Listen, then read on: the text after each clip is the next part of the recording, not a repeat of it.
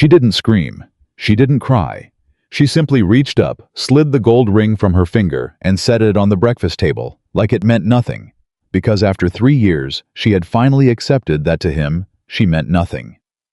The room stopped breathing, and beneath that ring, he found a letter that would destroy everything he thought he knew about his own home. If you've ever been silenced by someone who was supposed to love you, this story is for you. Subscribe, follow until the end, and drop your city in the comments. I want to see how far this story travels. Virginia summer, 1814. The morning started like every other morning at Ashford Estate. The smell of fresh bread moved through the halls before the sun had fully cleared the tree line. Somewhere in the kitchen a pot was clanging. Outside, horses shifted in the stable yard. The world was waking up slowly, the way it always did in the Virginia countryside, when summer heat hadn't yet pressed itself down on everything like a heavy hand. Clara Ashford born. Clara Whitmore sat at the far end of the breakfast table. She had been sitting at that same end of the table for 3 years, 2 months, and 11 days. Not that she counted. Not exactly. But the mind keeps records the heart refuses to. She was dressed simply for a woman of her station. A pale blue morning dress, her dark hair pinned neatly at the base of her neck. Nothing extravagant. Clara had stopped wearing extravagant things sometime in the 2nd year of her marriage. No one noticed when she dressed beautifully. No one noticed when she didn't. So she stopped trying. Nathaniel Ashford sat at the opposite end of the long mahogany table. He was 34 years old, broad-shouldered, square-jawed, the kind of man Virginia newspapers described as distinguished when they printed his name alongside estate business and county decisions. He was reading correspondence. He was always reading correspondence at breakfast. In 3 years, Clara could count on both hands the number of mornings he had looked up from that correspondence to look at her. This morning, he hadn't looked up once. 3 guests occupied the table between them. Business acquaintances from Richmond, staying 2 nights. A lawyer named Prescott, whose collar was too tight. A land surveyor named Halliwell, who ate too fast. And Margaret Whitmore, Clara's aunt, seated just to Nathaniel's right, as she always positioned herself. Margaret was 52 years old and had lived at Ashford Estate for the better part of 2 years, filling the role of household advisor. She managed the servants. She oversaw social correspondence. She told Nathaniel what the household needed and told Clara what the household expected. She was elegant. She was gracious. And she had never once in 2 years let Clara forget that this house ran on Margaret's quiet authority, not on the young wife's untested instincts. The butter dish passed down the table. The lawyer said something about land prices near the river. Nathaniel responded without looking up from his papers. And Clara Ashford reached up slowly, without drama, without announcement, and slid her wedding ring from her left hand. The gold caught the morning light for just a moment. Then she set it down beside her plate. The sound it made against the porcelain was very small, but in that silent room, it might as well have been a gunshot. Becca. Prescott, the lawyer, stopped mid-sentence. Halliwell looked up from his plate. One of the serving girls near the sideboard went completely still. Margaret's eyes moved to the ring, immediately sharp, calculating the way a hawk spots something small moving in tall grass. Nathaniel did not look up. Not at first. He finished the sentence he was reading the way a man finishes a sentence when he has trained himself not to be interrupted. Then the silence reached him. He looked up. His eyes went to Clara first. Her face was calm. Not angry, not tearful, just settled. Like a woman who had made a decision after a very long time of making no decisions at all. Then his eyes moved to the ring, then back to her face. Clara, he said. His voice was careful, controlled, the voice he used in business meetings. Good morning, Nathaniel, she said quietly. What is? He stopped, looked at the ring again. What are you doing? Eating breakfast, she said, as I do every morning, at this end of the table, alone. The lawyer cleared his throat. Halliwell stared at his food. Margaret's jaw tightened almost imperceptibly. Perhaps. Margaret said, her voice smooth as river water. Clara is simply feeling the heat. Summer mornings can be trying. Clara, darling, why don't you? "I'm not speaking to you, Aunt Margaret," Clara said. The words were not loud. They were not rude exactly. But they landed in the room with the particular weight of something that had been held back for a very long time. Margaret went quiet, and Clara looked back at Nathaniel. "I cannot continue," she said, wearing a promise that only one person has honored. Nathaniel pushed back from his chair. "Gentlemen," he said, his voice tight, "if you'll excuse us." "Please don't," Clara said. "Don't send them away. Don't make this into something that needs to be hidden. I'm not making a scene. I'm telling the truth. That is not the same thing." Nathaniel stared at her. In 3 years, she had never spoken to him this way in company. She had never spoken to him this way at all, if he was honest with himself. Clara had always been quiet, gracious, careful. He had told himself, and occasionally told others, that Clara was simply a private person, that she preferred quiet, that she was content. He had told himself that because it was easier than asking. "Clara." He said her name again, softer this time. "Come into the study. When I'm finished with breakfast," she said. "Sit down, Nathaniel. I'm not going to make a scene. I'm simply not going to pretend this morning." He sat down. Because in that moment, something in the steadiness of her voice stopped him. Not authority exactly. Not defiance. Something older than both. Something that lives in a person only after they have swallowed their pain for so long that they simply have no room for it anymore. He sat down. And then he saw it. Beneath the ring, a folded piece of paper. Small. Neat. Like a letter that had been written and rewritten until every word was exactly right. "What is that?" he asked. "Read it," Clara said. "When you're ready. I want to know what it is now." "Nathaniel." She looked at him directly, and he noticed, perhaps for the first time in a very long time, that her eyes were the color of river water in autumn.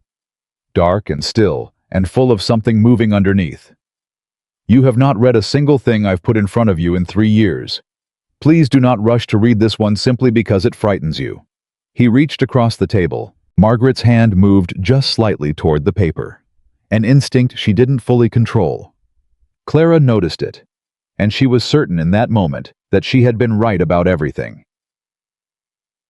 Nathaniel unfolded the paper. He read the first line. His face did not change immediately. Men like Nathaniel Ashford had been trained from boyhood to receive difficult information without showing it on their faces. His father had considered emotional expression a form of weakness. His grandfather had considered it a form of dishonesty. So he read the first line, and he did not flinch. But he read it again. "If your wife continues asking questions, her reputation will be destroyed before she understands why." He raised his eyes to Clara. She was watching him the way a woman watches a man. Open something she has carried alone for a very long time, with exhaustion, and with a kind of bare, unguarded hope that doesn't quite trust itself yet. "Where did you get this?" he asked.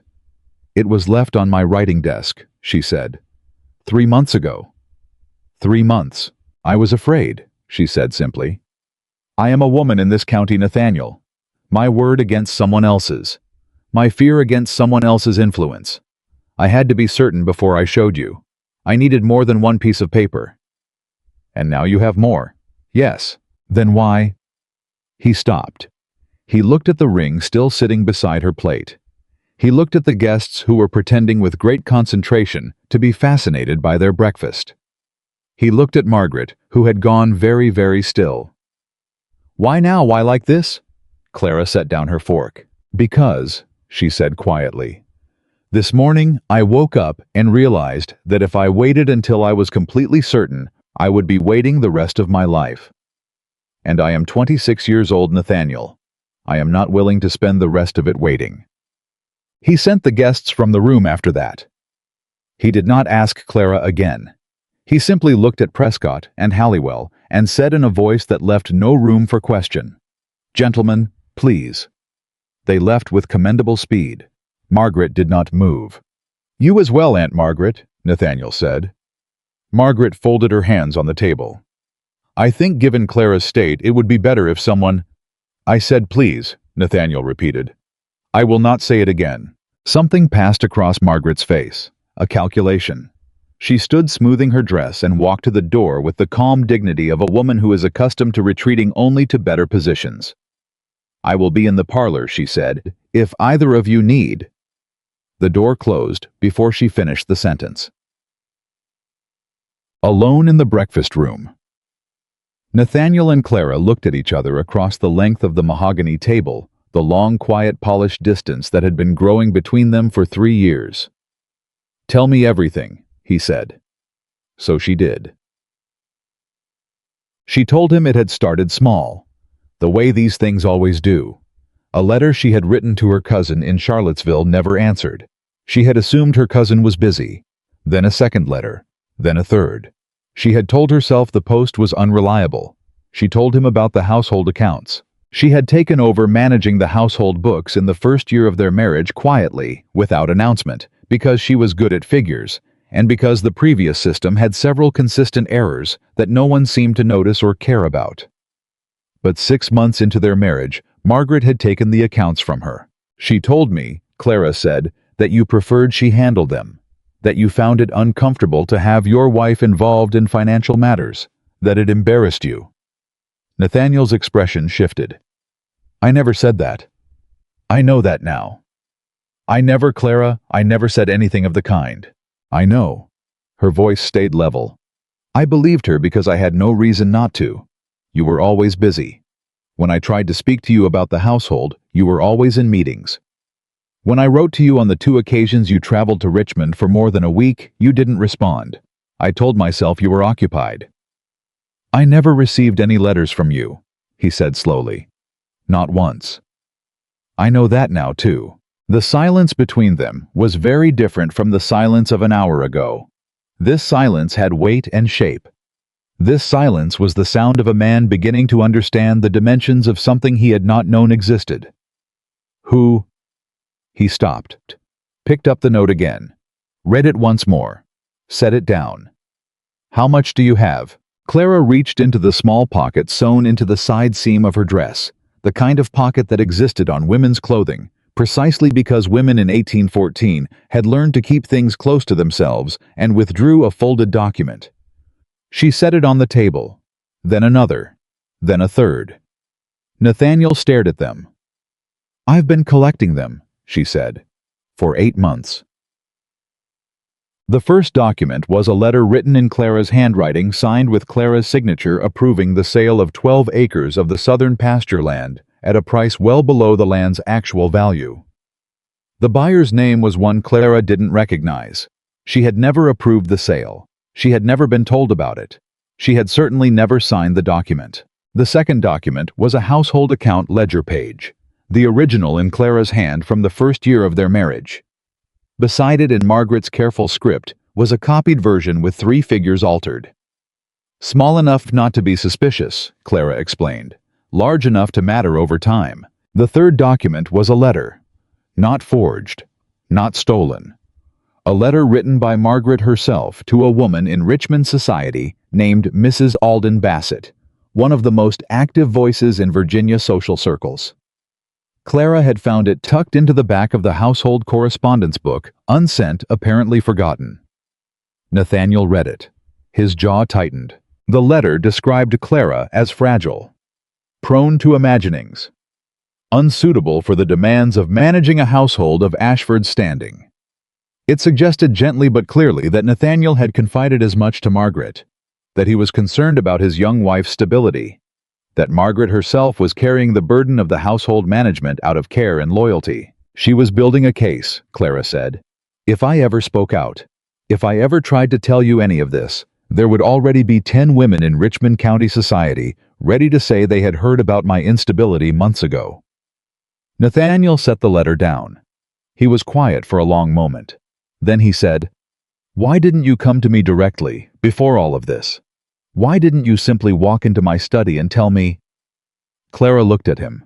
She looked at him with the patient, tired, unsurprised expression of a woman who has asked herself the same question enough times to have worn the words smooth. "Because," she said, "every morning for 3 years I sat at the other end of this table, and you did not look up from your correspondence. Not once. Nathaniel, "Do you know what I was wearing the morning of your birthday last April?" He didn't answer. "No," she said gently. "You don't. You don't know because you didn't look. Not because you're a cruel man, but because you never made the habit of it." She paused. A woman cannot bring her husband a document proving someone in his house is manipulating him if she is not first confident that her husband will look up from his papers long enough to hear her. The silence that followed was the loudest thing that had happened in that breakfast room in 3 years. Nathaniel stood up from the table. He moved to the window, the long window that looked out over the summer fields, the green rolling distance that stretched all the way to the tree line. He stood there with his hands clasped behind his back, the way he stood when he was working something through. Clara waited. She had learned patience the way a person learns to live with a persistent injury, not by liking it, but by understanding it is simply part of the landscape. "The pasture sale," he said finally, still facing the window. 12 acres. "I was told you had requested the sale because you felt the land was underperforming. I was told you had consulted the account books yourself and made the decision." "I made no such decision. I know." He turned. "I know that now. I should have questioned it when I heard it. A wife making land decisions without her husband's involvement it should have raised questions. I accepted it because—" He stopped. "Because it was convenient," Clara said, not unkindly. He looked at her. "Yes," he said, "because it was convenient." They sat across from each other for another half hour. Clara told him everything she had found in the order she had found it.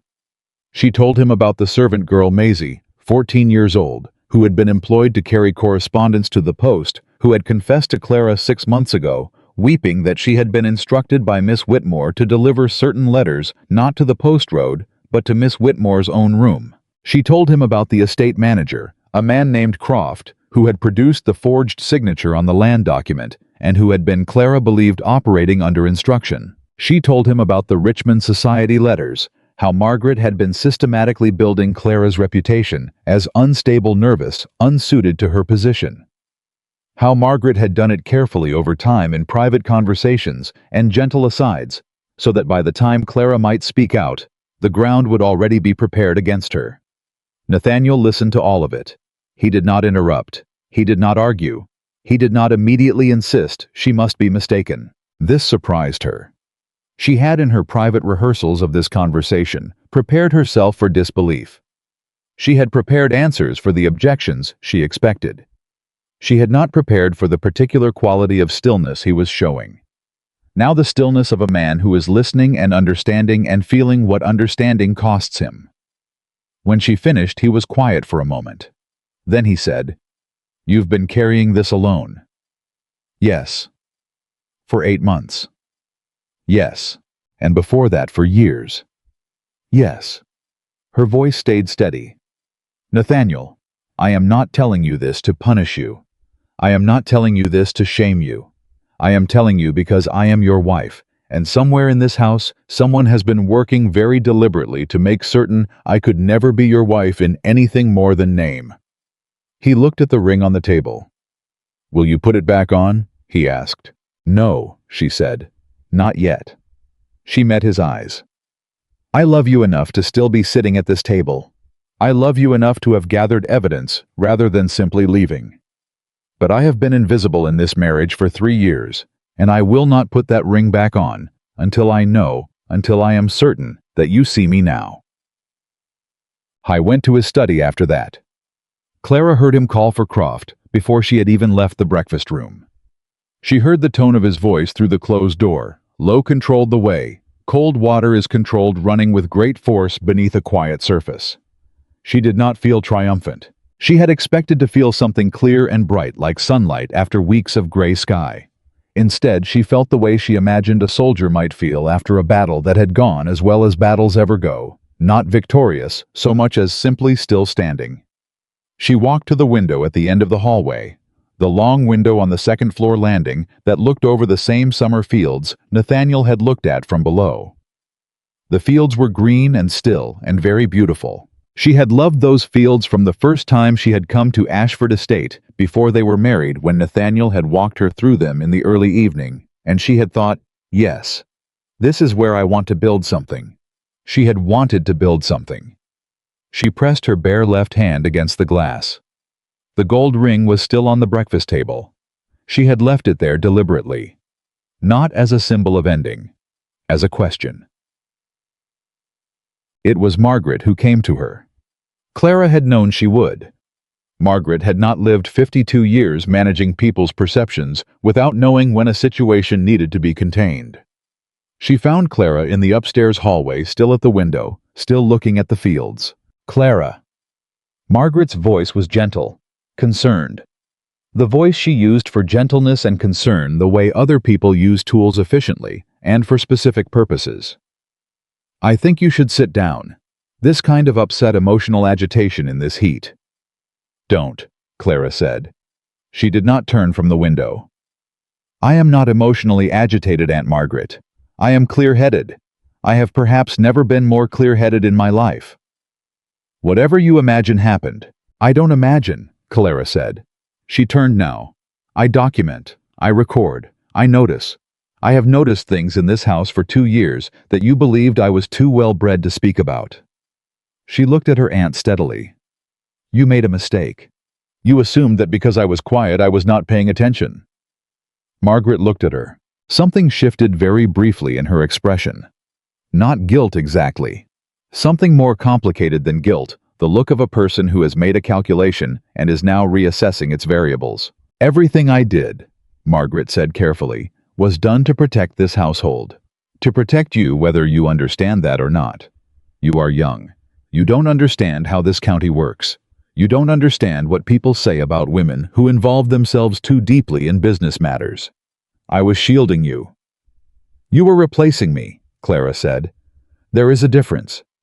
I was making sure this estate ran properly. By forging my signature on a land sale, Clara said. By intercepting my letters, by telling Richmond society that your niece was unfit to manage her own household. Her voice was still quiet. It was always quiet. But it was the kind of quiet that has stopped being gentle. You didn't do those things to protect me. You did them to protect your position here. You needed Nathaniel to need you. And the easiest way to ensure that was to make certain he never had a wife who was his partner. Margaret was silent. You should have trusted me, Clara said.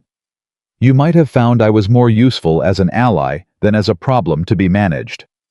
When Nathaniel came to find her an hour later, his face was different. Not broken.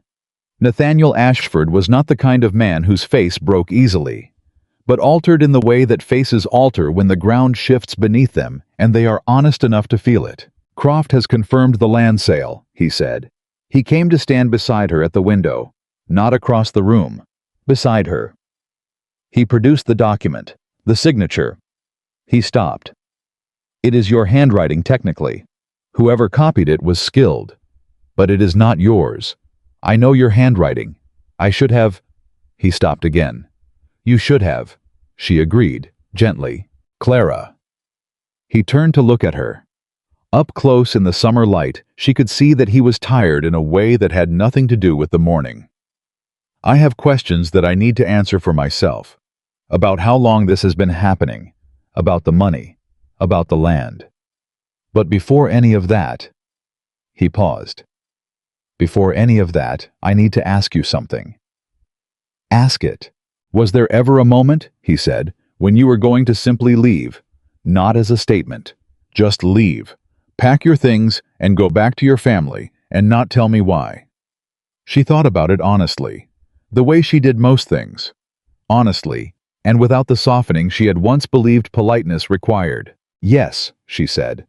3 months ago, the night I found the note on my writing desk.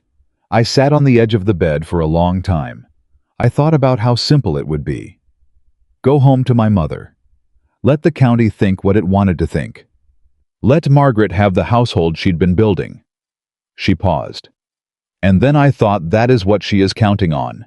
That I will be frightened enough to disappear quietly. She looked at him. I am many things, Nathaniel, but I will not be made to disappear. I was quiet for a moment. Thank God for that, he said. It was not perhaps the most romantic thing he could have said, but it was the truest thing she had heard from him in 3 years. And Clara Whitmore Ashford, who had sat at the far end of a long table for 3 years, 2 months and 11 days, and had never once stopped paying attention, found that the truth was enough for now to keep standing at this window, looking at these fields, waiting to see what they would build. The ring was still on the breakfast table. The morning was still. And somewhere in the study below, Nathaniel Ashford was beginning to understand the full dimensions of what had happened inside his own walls, and the full dimensions of what kind of man he had allowed himself to become. The summer heat pressed in through the glass. Clara pressed her bare hand against the window. Outside, the fields waited. Nathaniel spent exactly 47 minutes in his study with Croft. Clara knew because she counted. She had moved from the upstairs hallway down to the small sitting room off the east corridor, the one that nobody used because Margaret had decided 2 years ago that it received too much afternoon light and was therefore unsuitable for receiving guests.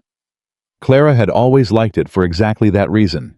Nobody came looking for her there. She sat with her hands in her lap, and she listened to the house around her. The estate had its own sounds. She had learned them the way you learn the sounds of any place you live in long enough. The creak of the third stair. The particular way the kitchen door settled back on its hinges. The rhythm of the servants moving through morning routines. She had catalogued all of it unconsciously, the way a woman catalogues everything when she has nothing else to do with her attention. She heard Croft's voice once raised defensive, then quickly lowered again. She heard Nathaniel's voice twice. The second time was quieter than the first, and somehow that was worse. Then she heard a door open and close, then footsteps on the back stair, then nothing. She waited. The sitting room was warm. Summer pressed against the windows. Somewhere outside, a crow called once and went quiet. The door opened, and Nathaniel walked in.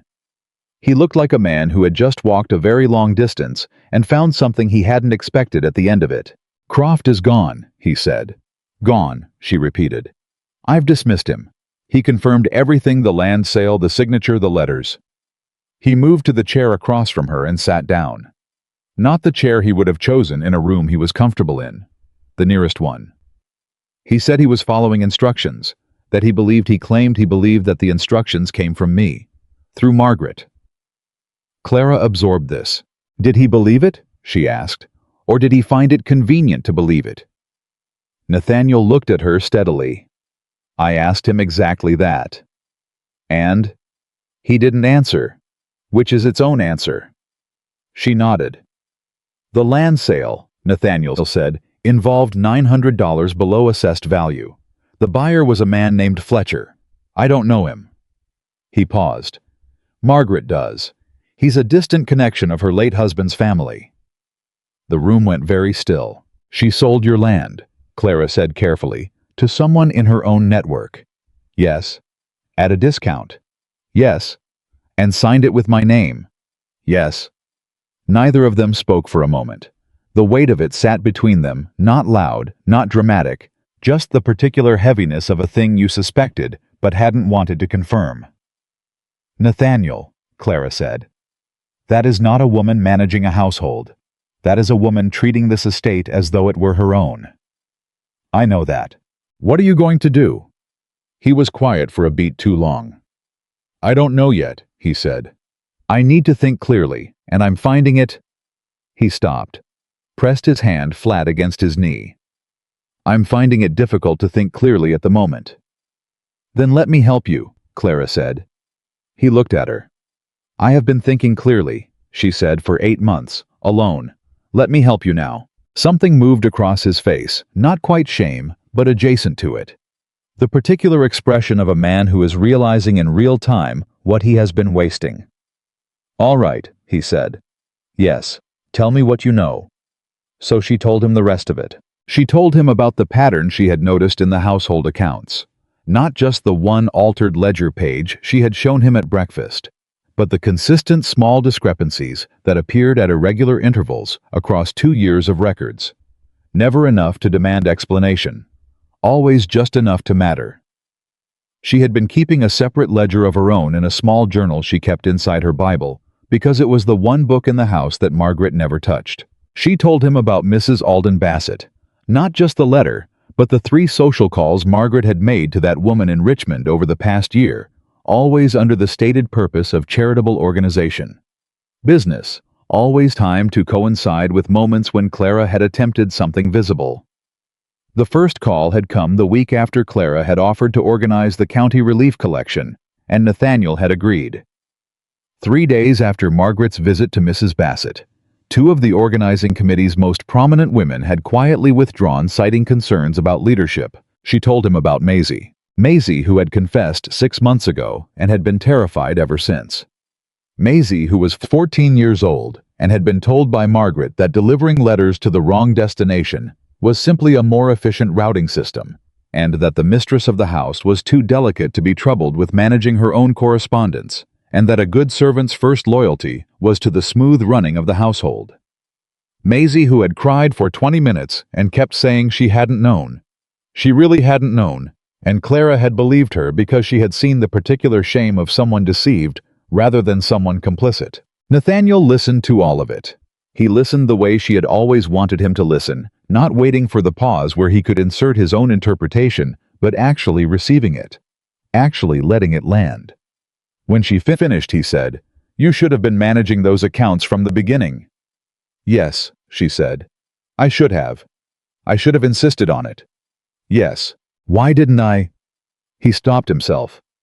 "Because Margaret told me it wasn't done that way, and I accepted it, and I never asked you whether you agreed." "No," Clara said. "You didn't. That is a failure on my part. Before anything else is a failure, that is mine." She looked at him. I was not performing contrition. She had seen performed contrition. Her father had been a skilled practitioner of it. The dramatic apology that consumed all the available air in a room and left no space for the person being apologized to. This was different. This was the quiet, uncomfortable, specific accounting of a man who was used to believing himself competent and was currently confronting evidence to the contrary. "It is," she said simply. "And I accept that you can see it." "What do I do now?" he asked. "About Margaret. She's in the parlor. She knows what Croft has told me by now. Servants talk, and she has been managing the servants for 2 years. She will have a plan before I reach the parlor door." "She will," Clara agreed. "She's your family." "She is." Clara folded her hands in her lap. "She has also been systematically dismantling my marriage and my reputation for 2 years. Family and enemy are not mutually exclusive categories, Nathaniel." He stood up. "Come with me," he said. She hadn't expected that. "To the parlor?" "Yes." He looked at her directly. "You said you would help me think clearly. I'd like you beside me when I speak to her. Not because I need a witness, because you have earned the right to be in that room." Clara stood up. She didn't put the ring back on. But she walked beside him down the hallway toward the parlor, and for the first time in 3 years, the distance between them felt like something other than absence. Margaret was exactly where she had said she would be. She was seated near the window, with a piece of needlework in her hands, which was either genuine composure or a very practiced performance of it. Knowing Margaret, Clara would have bet on performance. She looked up when they entered. Her eyes went to Clara first, a quick evaluating look, and then to Nathaniel. "Nathaniel," she said warmly, "I was hoping we might speak privately." "We will speak now," Nathaniel said. "All 3 of us." Margaret's needlework stilled. "Of course," she said. Nathaniel didn't sit. He stood near the center of the room, and the fact that he didn't sit made the room feel smaller and more formal than it usually did. "I have spoken with Croft," he said. "Ah." Margaret's voice carried exactly the right note of cautious concern. Not guilt. Concern. She was very good. "And what did he tell you?" "He told me about the land sale, the signature, the letters." Margaret set down the needlework carefully, the way she did everything with deliberate calm that communicated at all times that she was a reasonable woman surrounded by unreasonable circumstances. "Nathaniel, I want to be very honest with you. Croft has been. I have had concerns about Croft's management for some time. I think you'll find if you look carefully that he has been operating in ways that went well beyond any instructions He also told me, Nathaniel said quietly, that he forwarded specific letters from my wife to your room rather than to the post road, on your instruction, over the course of more than a year. Margaret was silent. The silence lasted exactly long enough to confirm everything. Margaret, Nathaniel said, and his voice had dropped to something very low and very controlled that Clara had never heard from him before. I want you to understand what I am telling you. I am not accusing you. I am informing you of what I know. And what I know is significant enough that what you say next will determine whether this matter remains within this household or goes outside it. Margaret turned to look at Clara. It was a very specific kind of look. The kind that says, "This is your fault, and I am very disappointed in you, and you have broken something you cannot repair all at once," with the practiced fluency of a woman who has been using that look for a very long time. Clara held it without flinching. 3 years ago, that look would have made her doubt herself. It would have made her soften, qualify, reconsider. It would have done what it was designed to do. She was no longer that woman. "I want to tell you," Margaret said, turning back to Nathaniel, and her voice had shifted, now still controlled, but moved off its previous position, the way a chess player moves when a gambit fails. "That everything I did for the benefit of this household, for your reputation, for the Ashford name." She paused. "Clara is a good woman. She is.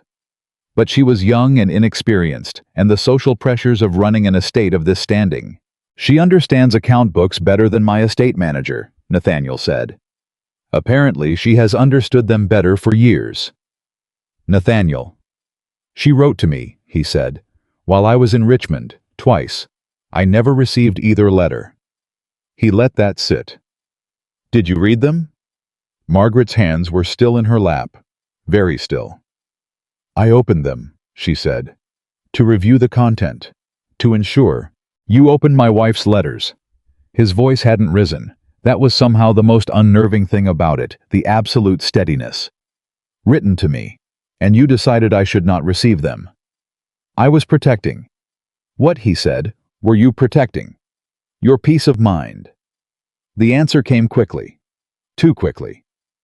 "She was worried about the accounts, about certain decisions. I didn't want to burden you with domestic anxieties when you were attending to important business."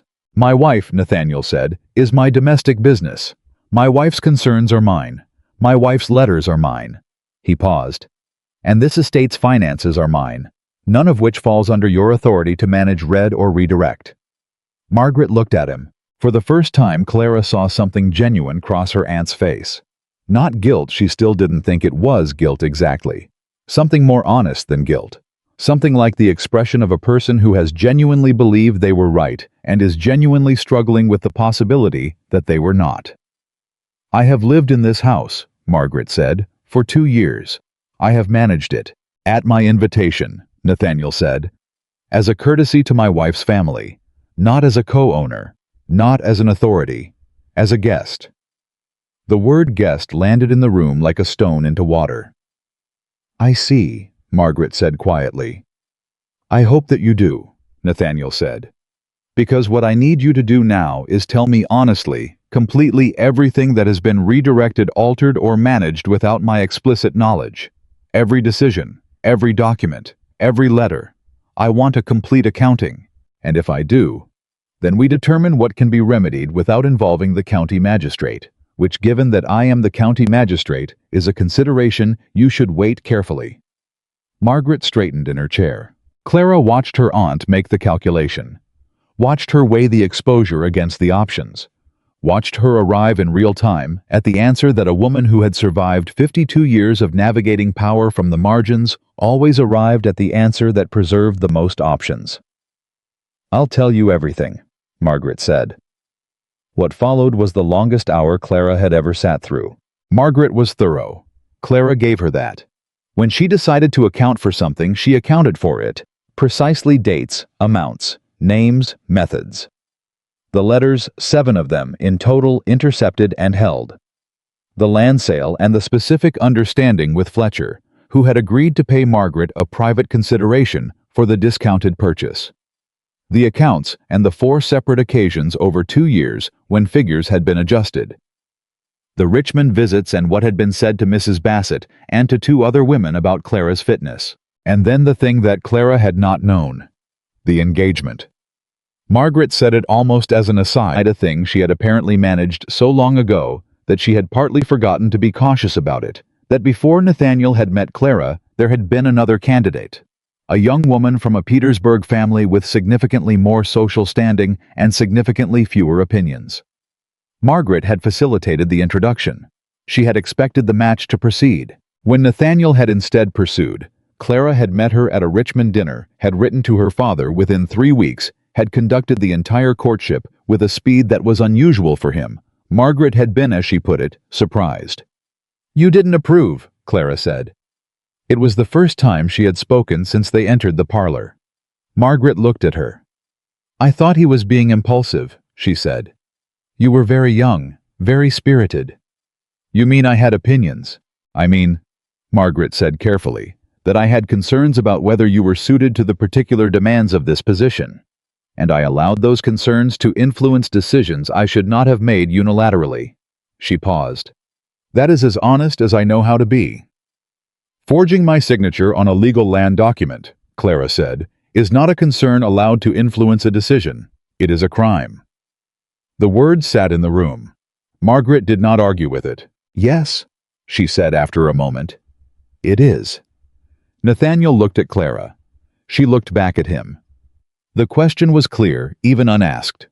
"What do you want to do?" Clara considered it. She had considered it many times in the past 8 months, in the small sitting room with too much afternoon light. She had thought about legal remedies. She had thought about social exposure. She had thought about what justice actually meant for a woman in 1814 Virginia, which was a more complicated calculation than it should have been. "I want her gone," Clara said. "From this house. From this county if possible. I want the land sale reversed or the difference in value restored. I want every servant in this house to be formally notified that their instructions come from me as mistress or from my husband, no one else." She paused. "And I want it done without a public scene that will give the county anything to talk about other than the facts." Nathaniel nodded slowly. "And the rest, the Richmond conversations. I will handle that myself," Clara said. "In time, in my own way." He looked at her steadily. "You're not asking me to do it for you." "No," she said. "I'm not."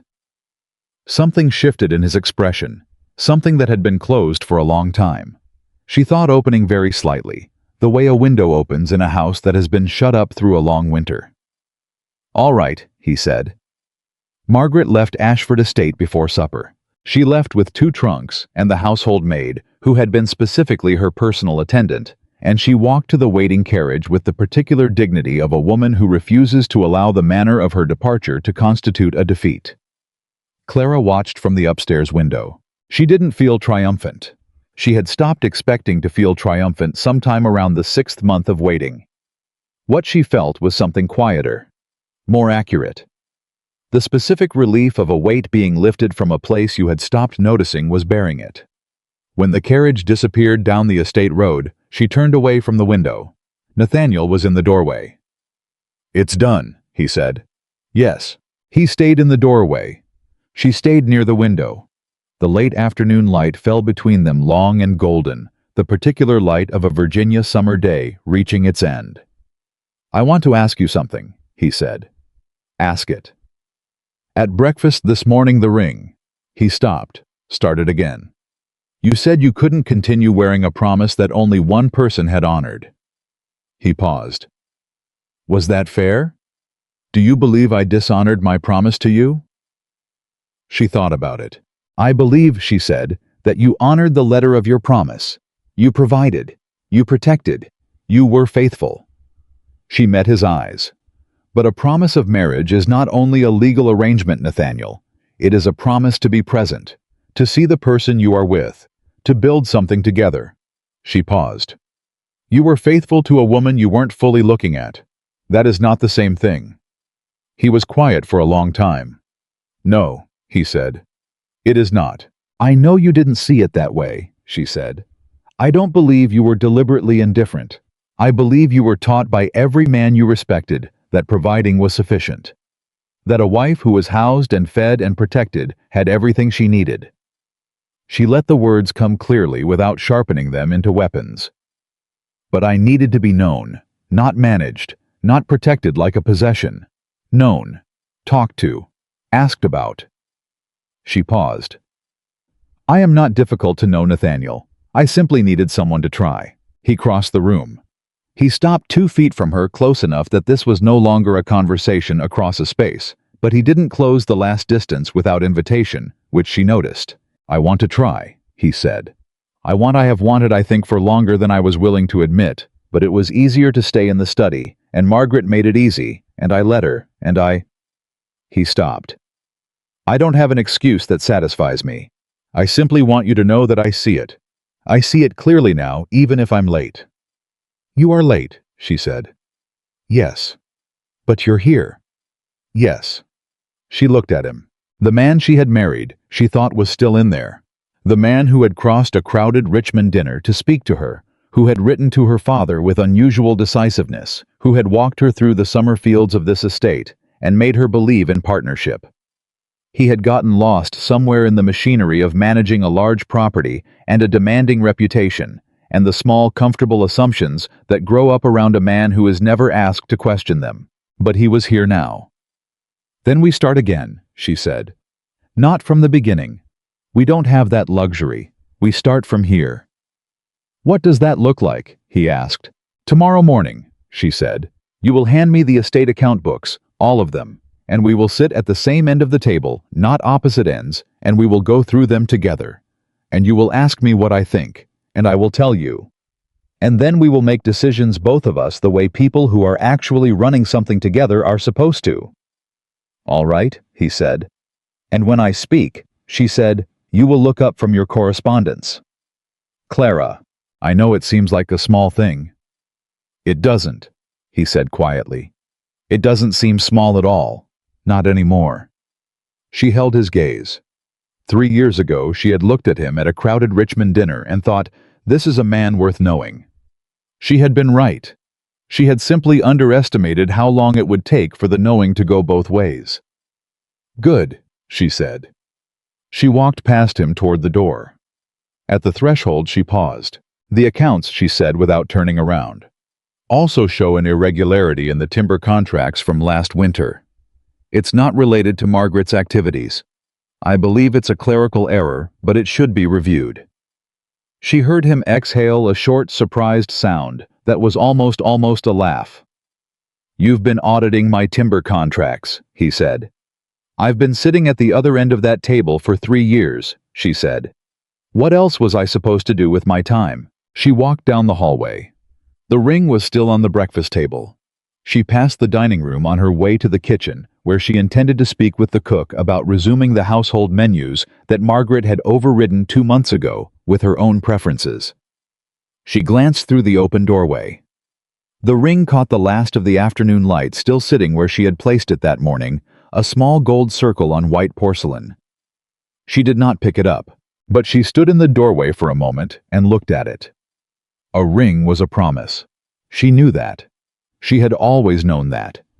But a promise was not only the moment of its making. It was every morning after. Every morning you chose it again, not because tradition required it, not because society expected it, but because you looked at the person beside you and decided, yes. Still. Today. She wasn't there yet.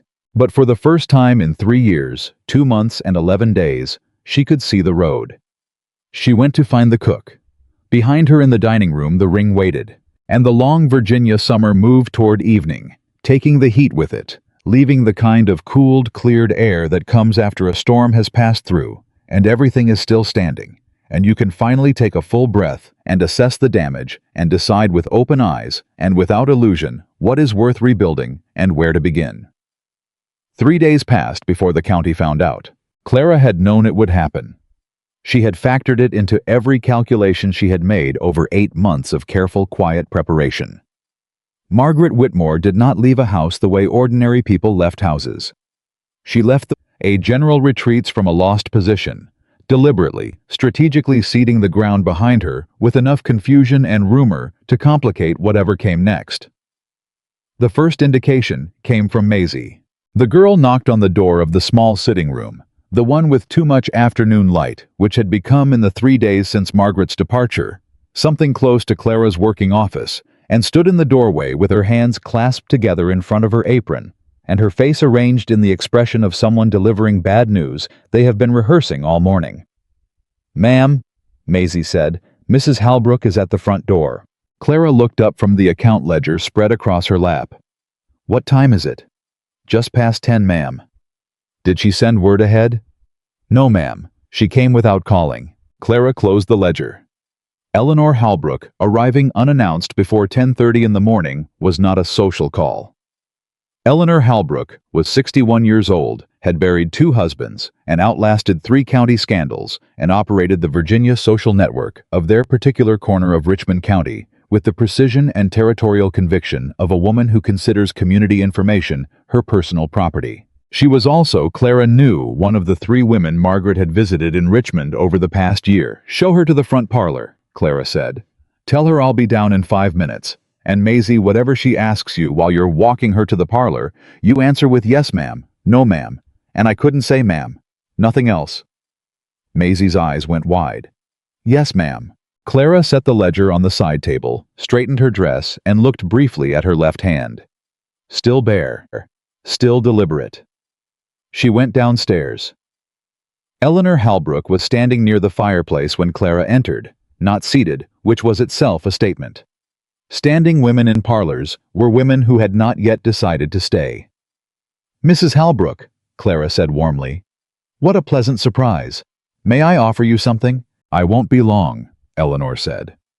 She was a tall woman, sharp-featured with the kind of personal authority that comes from decades of being the person in every room who decides when the conversation has gone far enough.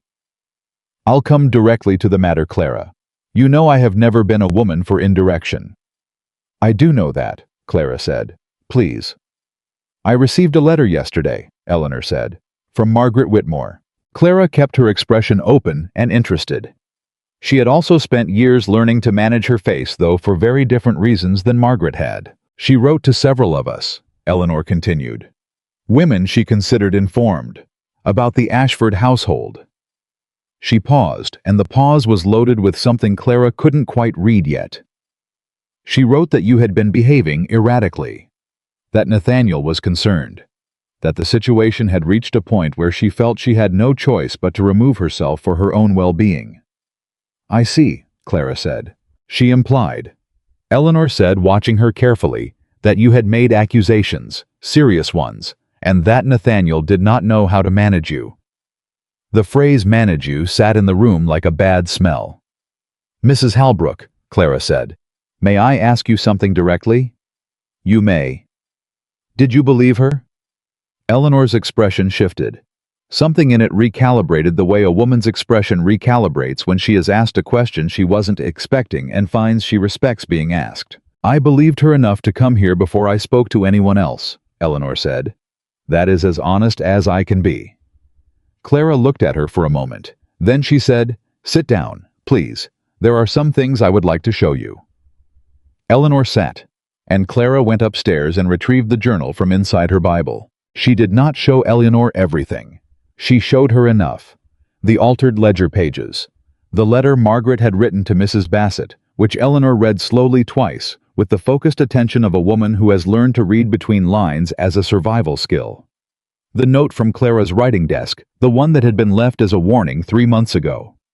And the forged signature which Clara had asked Nathaniel to have compared by 2 separate document examiners in Richmond, both of whom had confirmed in writing that the hand on the land sale approval was not Clara's. Eleanor read the examiner's letters last. Then she set them down on her lap. Then she looked at Clara with an expression that Clara had never seen on Eleanor Halbrook's face before, because Eleanor Halbrook was not a woman who let many expressions escape into public without permission, and what was on her face now was something between fury and mortification. "She used my name," Eleanor said quietly. "In the letter to Mrs. Bassett, she suggested she had spoken with you," Clara confirmed. and that your concerns about my suitability aligned with hers. I never said any such thing. Eleanor's voice had gone very precise. I have never had concerns about your suitability. I had concerns about your quietness. I thought you were unhappy, if I am honest, but I attributed that to the adjustment of a young marriage, not to— She stopped.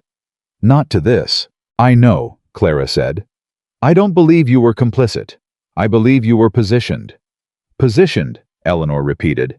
And then with the particular flatness of a woman who has just understood she has been handled. Yes, that's the right word. They sat for a moment.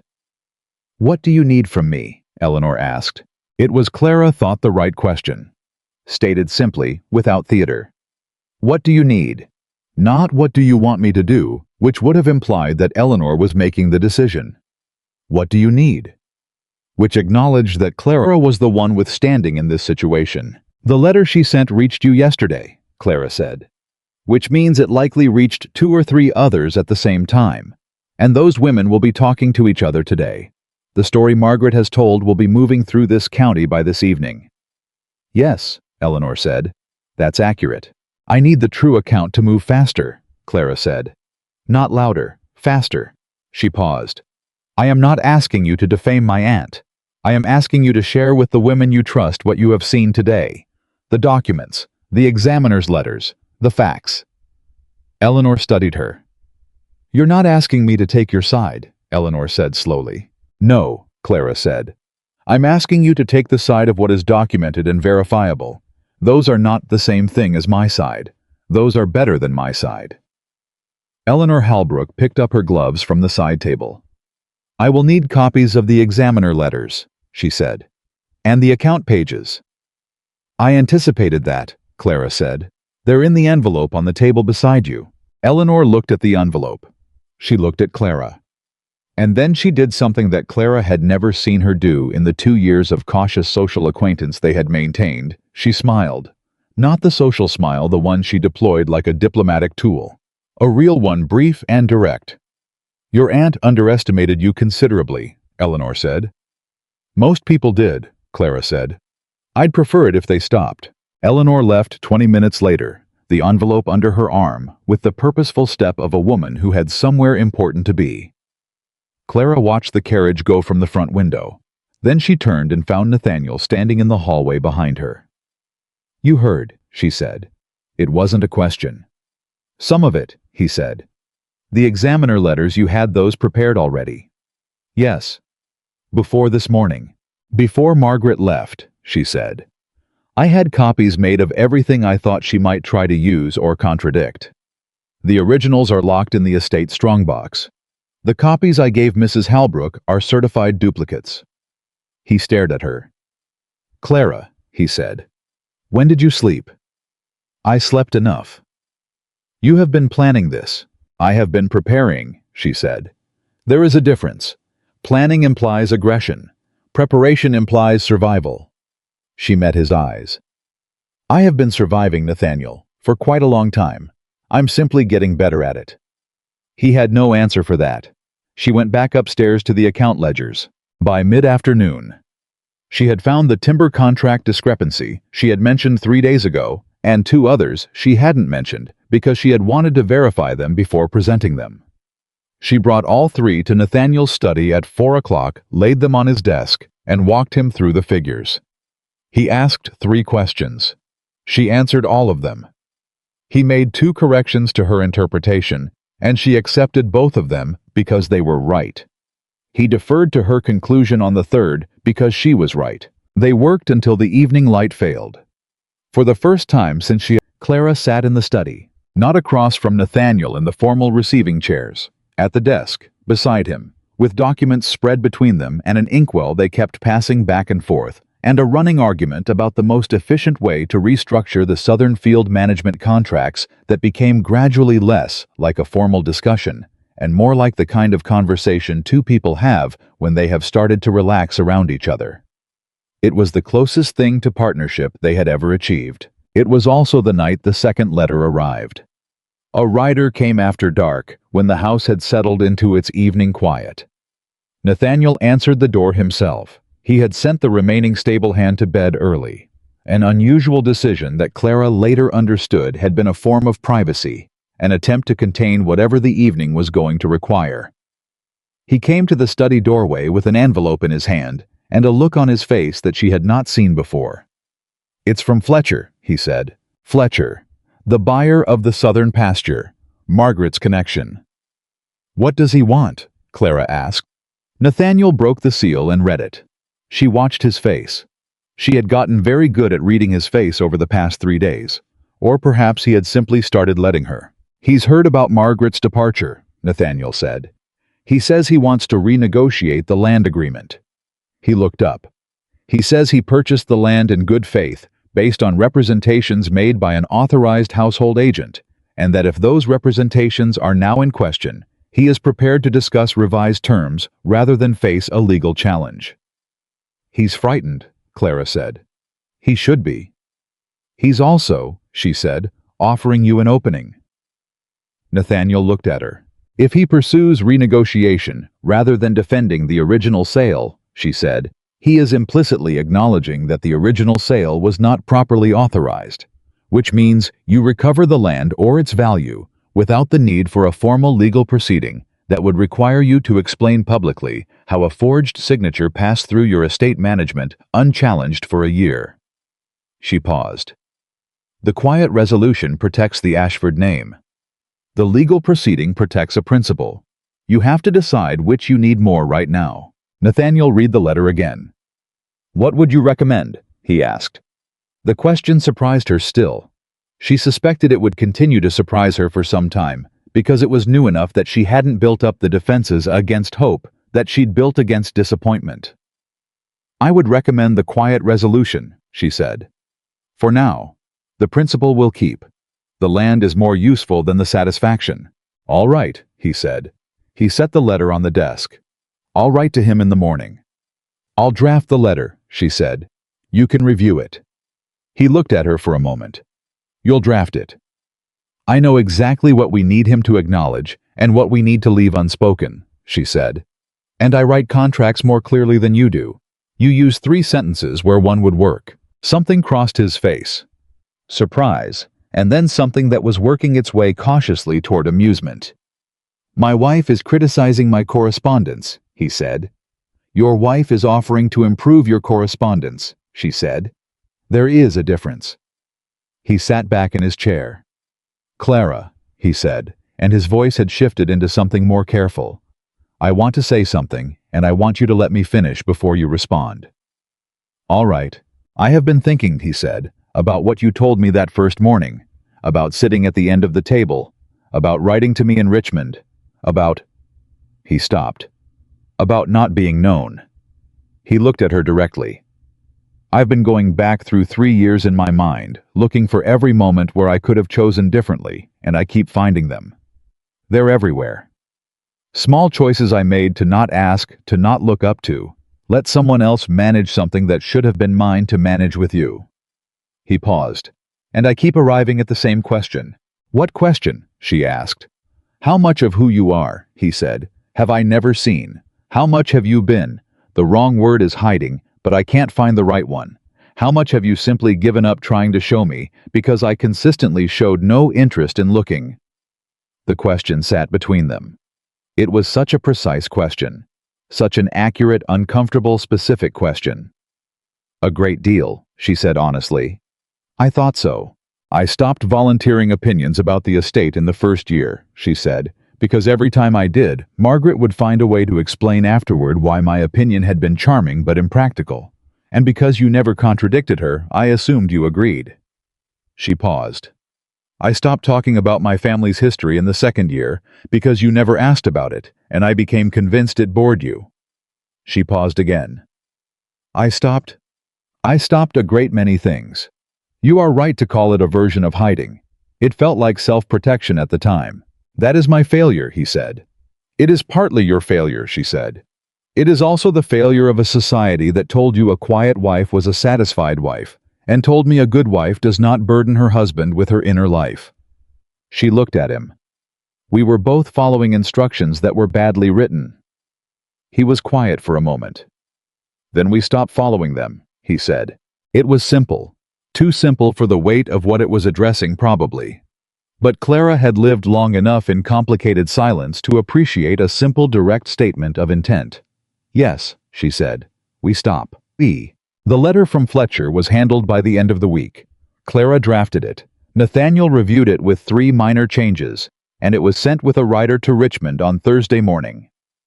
Fletcher's response came Saturday, agreeable, relieved, and signed with the particular enthusiasm of a man who has just escaped something considerably worse than what he settled for. The pasture land was Ashford's again. What was not resolved so cleanly was the county.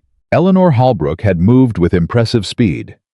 By Thursday, the true account of the events at Ashford Estate was circulating in at least 4 private conversations among the women whose social weight set the tone for the rest. By Friday, 2 of those women had written to Nathaniel expressing their support for the household in careful, formal terms that communicated clearly they had been briefed. By Saturday morning, a woman named Mrs. Cecily Drummond appeared at the Ashford door. Clara did not know Mrs. Drummond well. She knew her by reputation, a widow, prosperous, socially independent, in the way that only widows with sufficient means could afford to be. What she also knew, and what made Mrs. Drummond's arrival suddenly significant, was something Eleanor had mentioned in passing. During her visit, Mrs. Drummond's daughter was engaged to a man who was a cousin of the Bassett family. Mrs. Bassett, the primary recipient of Margaret's campaign against Clara's reputation. Maisie showed her to the front parlor. Clara came downstairs with a steady walk and a clear head and found a woman in her mid-50s with an open, interested face and the specific, direct manner of someone who has not had to perform social niceties for so long that she has simply stopped. "I'll be honest with you," Mrs. Drummond said before Clara had fully sat down. "I'm here because Eleanor Holbrook told me to come, and I'm here because I am personally furious with myself." Clara stopped mid-sit.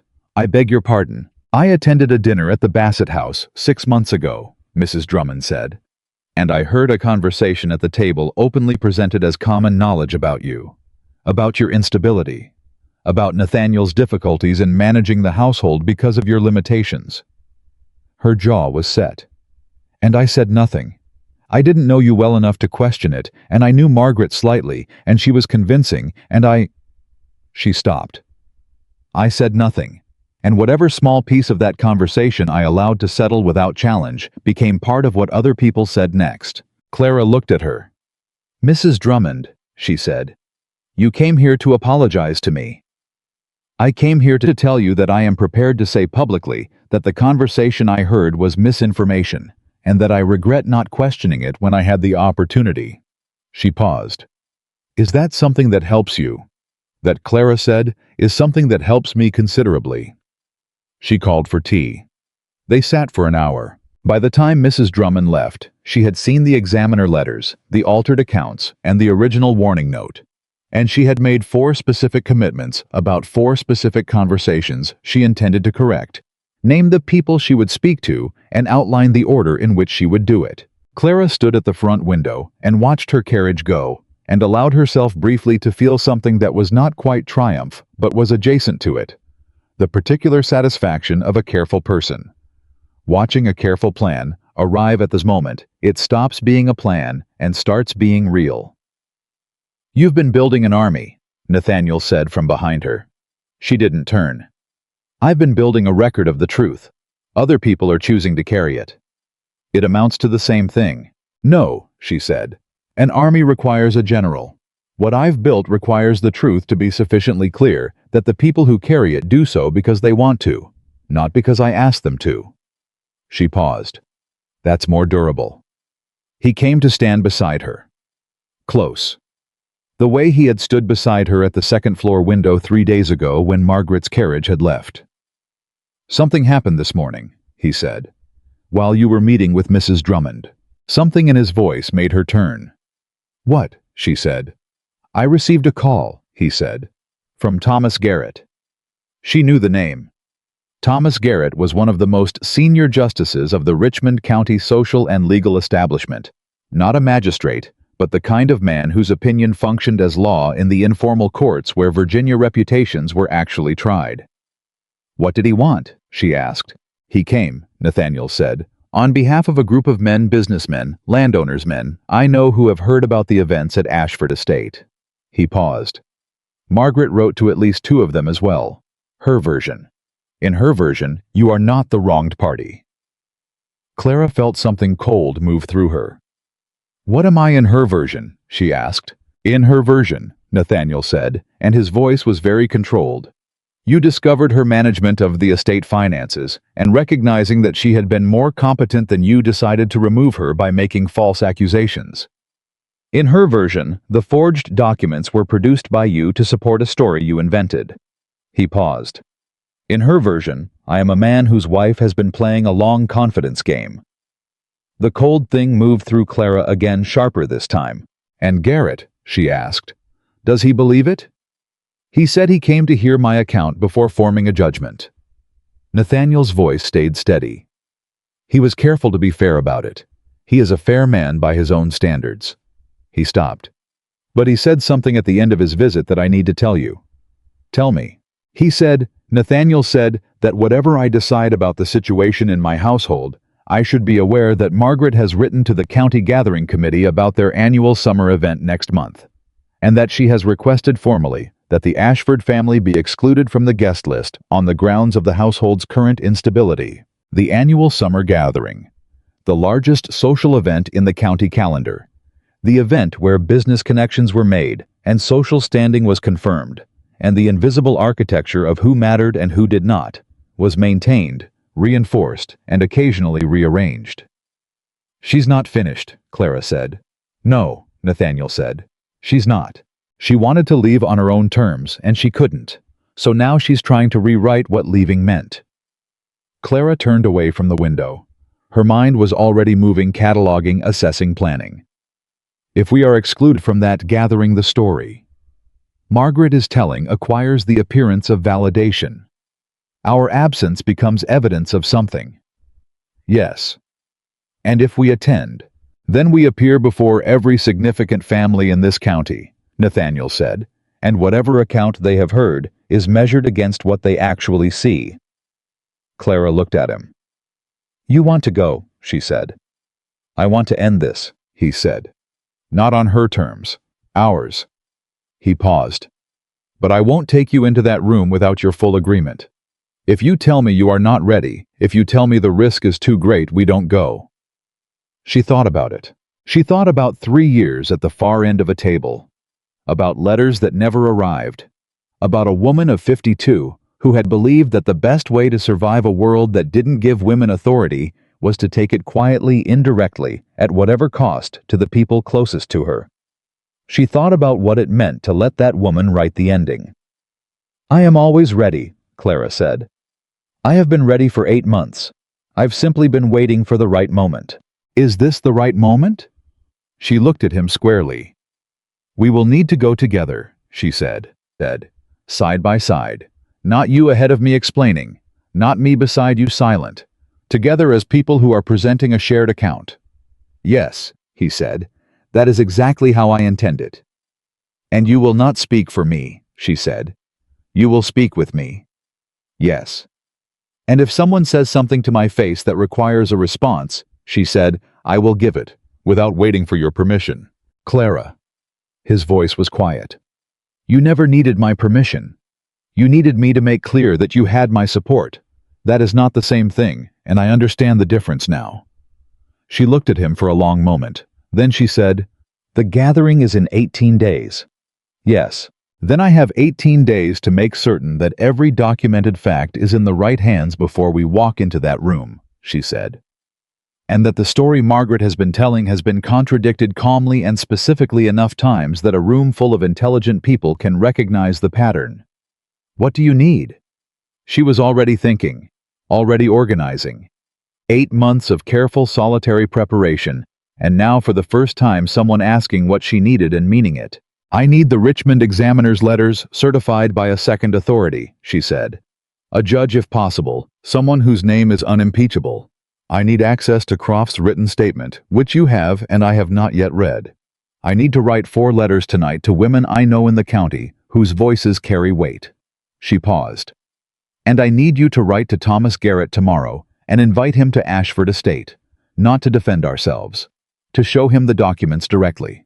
You want to brief the judge before the gathering. I want the most respected legal mind in this county to have seen the evidence with his own eyes before we walk into a room full of people who have heard two competing stories, she said. If he has read what I have, his behavior toward us that evening, however neutral and correct he intends to keep it, will communicate something that no speech could. Nathaniel stared at her.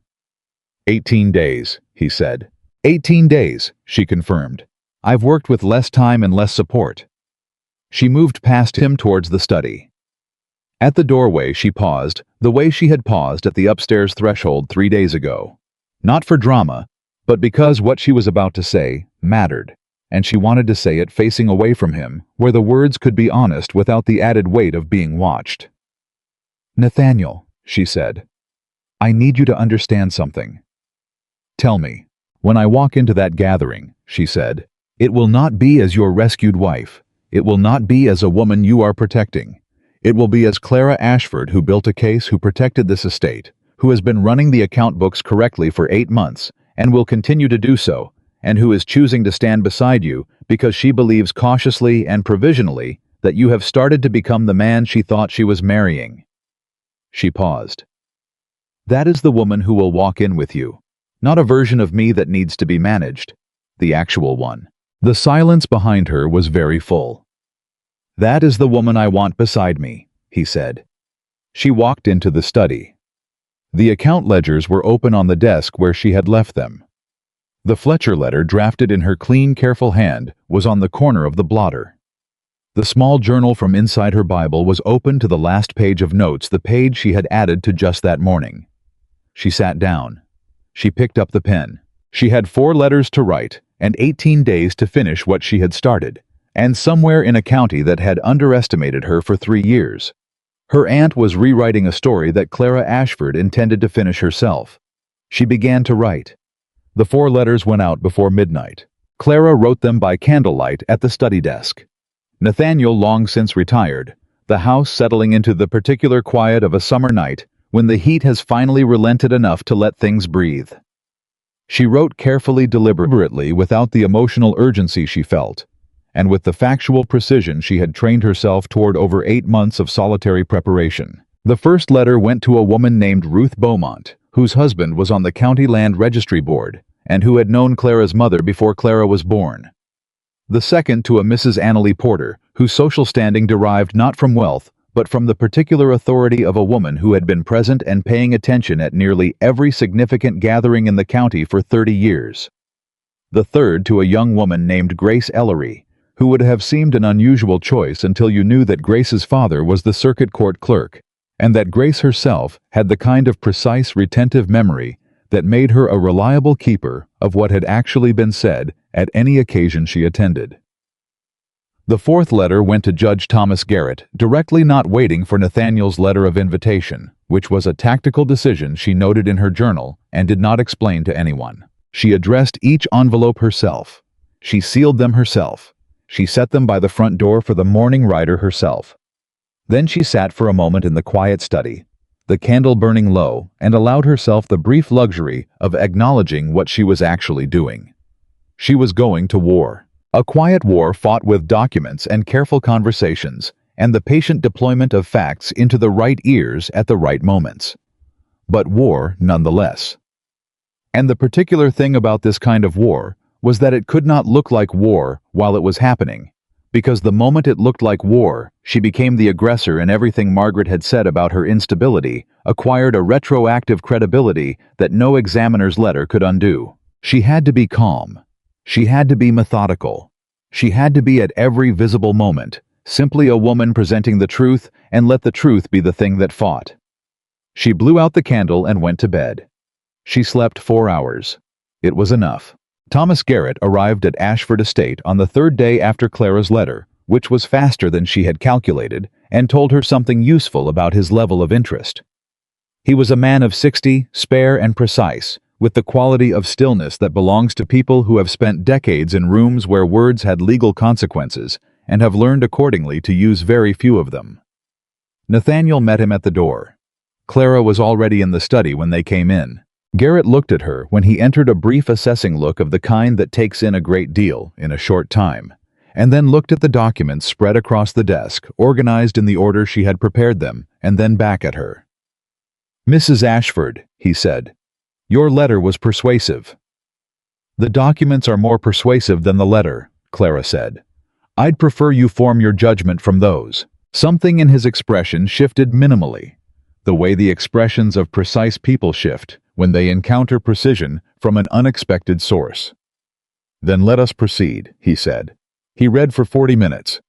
She and Nathaniel sat across from each other and did not speak. She had told Nathaniel beforehand that she wanted Garrett to read, without interruption or interpretation, that anything said aloud while he was reading would feel like an attempt to direct his conclusions, and that a man like Garrett would register that and discount accordingly. Nathaniel had agreed without argument.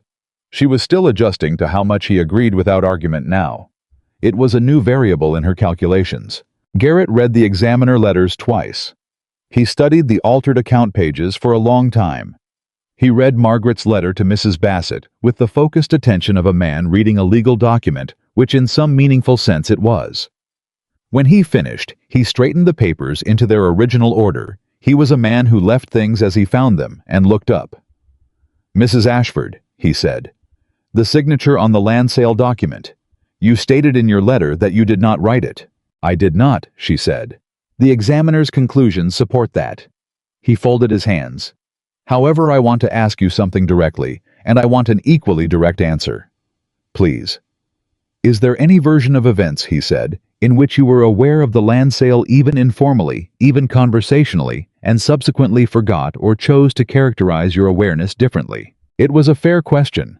It was also a sharp one, the kind that tests not just the answer, but the manner of answering. "No," Clara said. "I did not know about the land sale until I found the document in the estate files. I had been removed from access to those files 18 months before the sale occurred." She paused. "If I had known about it, I would not have kept a private audit record of estate finances in a journal inside my Bible, because there would have been nothing to audit secretly." Garrett looked at the journal, which was open on the corner of the desk. "May I?" he said. "Yes." He read for another 15 minutes. When he set it down, he was quiet for a long moment. Then he said, "Miss Whitmore, your aunt came to see me 2 weeks ago." The room went very still. Clara felt Nathaniel look at her. She kept her eyes on Garrett. "She came before she left the estate?" Clara asked. "She came the day after she left," Garrett said. She was composed.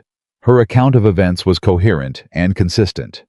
"She presented you as a young woman who had never adjusted to the social demands of your position, who had developed an antagonism toward her guidance, and who had ultimately fabricated a series of grievances to justify removing her from a role she had filled competently and loyally." "What did you tell her?" Nathaniel asked. "I told her I would consider what she had said." Garrett's voice was even. "I made her no commitments. I asked her 3 questions. She answered 2 of them directly and deflected the 3rd. "Which question did she deflect?" Clara asked. "I asked her," he said, "whether she had ever opened, read, or redirected correspondence belonging to either Mr. or Mrs. Ashford." He paused. "She said that managing household correspondence was part of her role as household advisor, and that the distinction between her role and overreach was a matter of interpretation." "She didn't deny it," Nathaniel said. "She did not deny it," Garrett confirmed. "That was the 3rd answer I needed." He looked at Clara. "Mrs. Ashford, you understand the position this county gathering puts you in?" "I do," Clara said. "You understand that if you attend, you will be measured by everyone in that room against 2 competing accounts, and that whatever you present in manner, in composure, in what you say and what you do not say, will be weighed against everything that has been circulated in your name and against your name in the past several weeks." "I understand," Clara said. "I am not afraid of being measured, Judge Garrett. I am afraid of being measured by a false standard. The gathering gives me the opportunity to stand in front of people who have heard a story about me and let them see the actual person instead." She paused. "I would rather that happen in a room full of people than in private letters. Private letters can be disputed. A room full of witnesses cannot." Garrett looked at her for a long moment. "You are more prepared for this than I expected," he said. Not unkindly, with the specific tone of a man revising a prior assessment. "I have had considerable time to prepare," she said, "and very little else to do with it." He stood. He straightened his coat. He collected his hat from the side table. "I will see you at the gathering," he said. "I will not tell you what I intend to do there, because I have not yet decided, and I do not make commitments before I have decided." He paused at the study door. "But I will tell you this. The third question I asked your aunt about the correspondence, I asked it because it was the one point on which I thought a careful person might have left a record of her reasoning. The fact that she deflected it instead of explaining tells me something. The fact that you," he looked at Clara directly, "have a journal documenting 18 months of quiet, systematic observation, rather than the impulsive grievance file I might expect from the account I was given, tells me something else." He put on his hat. "Good day, Mrs. Ashford. Mr. Ashford." He walked out. The front door closed. In the study, Clara let out a breath she had been holding for 40 minutes. "He believes you," Nathaniel said. "He's inclined to believe the evidence," she said. "That's better." The days that followed moved with the particular compressed intensity of time, running toward something. Clara wrote letters, received callers, reviewed accounts. She sat beside Nathaniel at the breakfast table, the same end of the table as she had said she would, and they worked through estate decisions together every morning before the rest of the household was fully awake in the quiet hour when the heat hadn't yet asserted itself and the house belonged to them. She began to know him again, or for the first time more accurately. She learned that he was a man who thought in lists, that when he was working through a problem, he made a mental inventory of its components and addressed them sequentially, which was efficient and frequently correct, but occasionally missed the connective logic between items. She told him so. He listened. He started asking her to walk him through her reasoning when she reached a different conclusion, and she started asking him to share his inventory before he reached his. And between the two approaches they made better decisions than either had made alone. She learned that he had been 14 years old when his father died, and that he had taken over managing the estate's correspondence at 14, because there was no one else, and because his mother had not been equipped for it, and because he had decided at 14 that this was simply what was required of him. She thought about that boy making himself into the kind of man who could receive difficult information without showing it on his face, and she thought about all the habits that would grow from that boy, and look 20 years later exactly like emotional absence. She did not excuse it, but she began to understand it with the specific clear-eyed compassion that comes from understanding, rather than forgiveness, the kind that says, "I see how you got here," rather than, "It doesn't matter." Howe was not a villain. He never had been. He was a man who had been poorly equipped by everyone who raised him and had never until now been in a room with someone who both saw the gaps and wanted to help fill them. That understanding did not make everything simple. It did not erase the 3 years, 2 months, and 11 days. Nothing would erase those. But it made the present less heavy and the future less narrow. 1 week before the gathering, a letter arrived from Margaret. It was addressed to Clara. Maisie brought it up to the sitting room on a small tray, the way important correspondence was handled, and stood at the door with an expression of careful neutrality that told Clara the girl knew exactly who had written it. "Thank you, Maisie," Clara said. She waited until the door closed to open it. Margaret's handwriting was elegant. Always had been. The letter was 2 pages written in the measured, unhurried script of a woman who had had enough time to say exactly what she wanted to say. Clara read it once quickly for content. Then she set it down. Then she picked it up and read it again slowly, because she believed in understanding things completely before responding to them. The letter was not an apology. It was not an attack either. It was something more complicated and considerably more unsettling than either it was an explanation. Margaret wrote with the coherent, unashamed logic of a woman who had genuinely believed in what she was doing. She wrote about watching her own mother manage a household from the margins for 40 years, giving advice that was taken and credit that was not working without authority and without acknowledgement. She wrote about watching Clara arrive at Ashford Estate as a young wife with opinions and intelligence, and no understanding of how quickly those qualities would be used against her if she deployed them without strategy.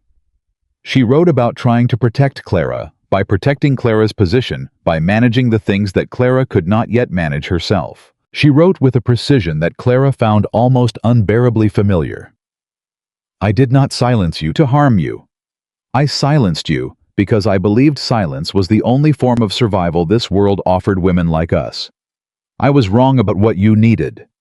I may have been wrong about the survival too, but I was not wrong about the world. Clara sat with that for a long time. Nathaniel found her in the sitting room an hour later, still holding the letter. From Margaret, he asked from the doorway. Yes. Do you want to tell me what it says? She considered it. She says, Clara said slowly, that she believed she was protecting me. She paused. And I think she believed that. I think she genuinely believed it. Believing it doesn't. No, Clara said. It doesn't excuse it. Forging my signature, intercepting my letters, building a case against my sanity with half the county. None of that is excused by the belief behind it. She folded the letter carefully. But it changes what it means. It means she wasn't simply greedy or cruel or power-hungry for its own sake. She was operating from a logic that the world had taught her and she had never examined. She paused. Which means she was in her own way as trapped as I was. Nathaniel was quiet for a moment. What will you do with the letter? He asked. I won't use it against her, Clara said. At the gathering or anywhere else, she's already lost her position here. I don't need to also destroy her. She looked up. What I want is for it to be over, for the record to be straight, for the county to know what actually happened, not because I want her punished publicly, but because I intend to live and work in this county for the rest of my life, and I will not do it under a false account. Nathaniel nodded. And then, he asked. And then we leave her alone, Clara said. She has to live with what she did. That is sufficient. He looked at her with an expression she was beginning to recognize, the one that appeared when she said something that recalibrated something in him, when she demonstrated a quality he hadn't known she had or had forgotten to look for. It was a look that made her feel simultaneously seen and slightly sad, because it was evidence of all the times he hadn't looked at all. You're more generous than she deserves, he said. I'm more practical than I am generous, Clara said. Continued anger costs me energy I need for something else. She stood. We have 6 days. I have 3 more conversations to arrange before the gathering. And I need to review the Garrett meeting notes again. There were 2 things he said that I want to think about more carefully. She moved toward the door. He caught her hand, not dramatically. Just his hand closing around hers, the way you reach for something without deciding to reach, the reflex of a man who has started to remember what is within reach. She stopped. She looked down at their joined hands, her left hand still bare, his slightly rough from the paperwork and the estate work that never entirely released him. Clara, he said. She waited. I know you're not ready, he said. I know we're not. I know there's still distance. I'm not asking you to close it tonight. He paused. I just wanted you to know that I am aware of it. The distance. I'm not pretending it isn't there the way I used to pretend things weren't there. He stopped. I see you. I know I'm late to it, but I see you. She looked at him. The man who hadn't looked up from his correspondence for 3 years, standing in a too sunny sitting room, holding her hand, telling her he saw her. I know, she said quietly. She didn't pull her hand away, but she didn't close the distance either. She stood there for a moment in the middle of everything that was still unresolved and still in progress and still required 18 more steps before it could be called finished. And she let herself simply be there, not moving forward yet, but not moving away. Then she said, 6 days, Nathaniel. He released her hand. She walked out. The morning of the county gathering arrived with the particular bright, heavy heat of a Virginia summer day that has decided to be taken seriously. Clara was dressed before 7. Dark green silk, not mourning, not display, but the particular confident simplicity of a woman who has chosen her appearance for herself and no one else. Her hair was pinned cleanly. Her posture was the posture she had been maintaining for 26 years by instinct, and recently by conscious decision. Her left hand was bare. Nathaniel met her at the bottom of the stairs. He was dressed formally, coat, cravat, everything correct. And he looked at her, the way he had been looking at her for 6 days, with the focused, slightly unsettled attention of a man who has recently discovered that what he thought he knew was a fraction of what there was to know. "Ready," he said.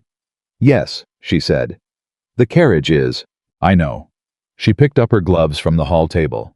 "Nathaniel, whatever happens in that room today, whatever someone says to you privately, whatever implication or suggestion or carefully worded concern is raised, I need you to remember one thing." "What?" "That your first response is not to manage me or speak for me. Your first response is to look at me and let me speak first." She held his eyes. "Can you do that?" "Yes," he said. "I can do that." "Then let's go."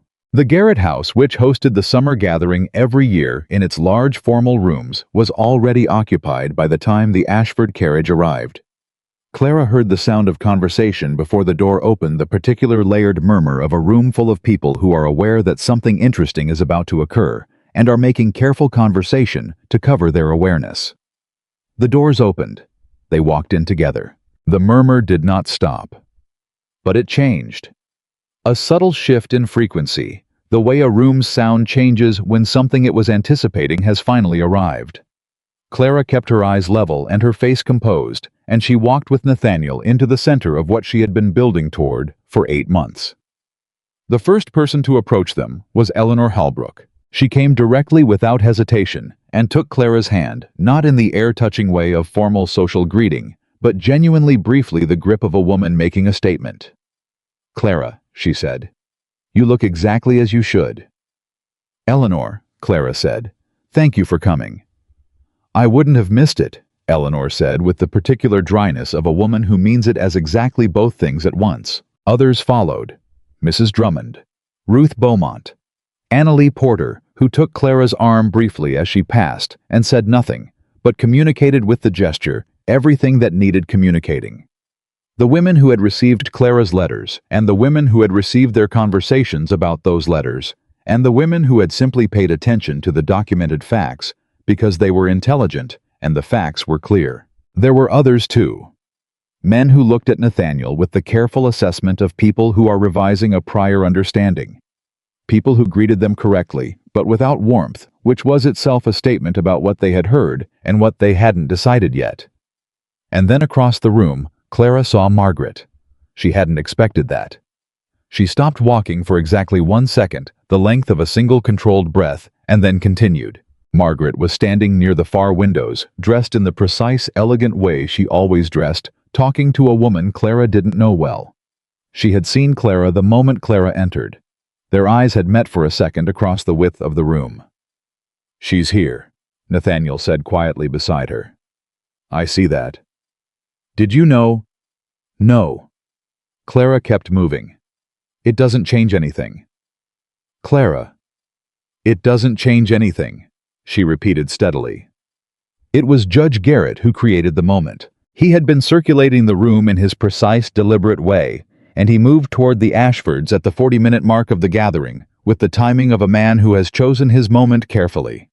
He greeted Nathaniel with the brief formality of professional equals, and then he turned to Clara. "Mrs. Ashford," he said in a voice pitched to be heard by the small cluster of people around them, without appearing to address them.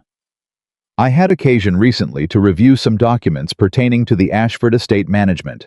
I found them." He paused for exactly the right duration, entirely clarifying. The cluster of people went still. "Thank you, Judge Garrett," Clara said.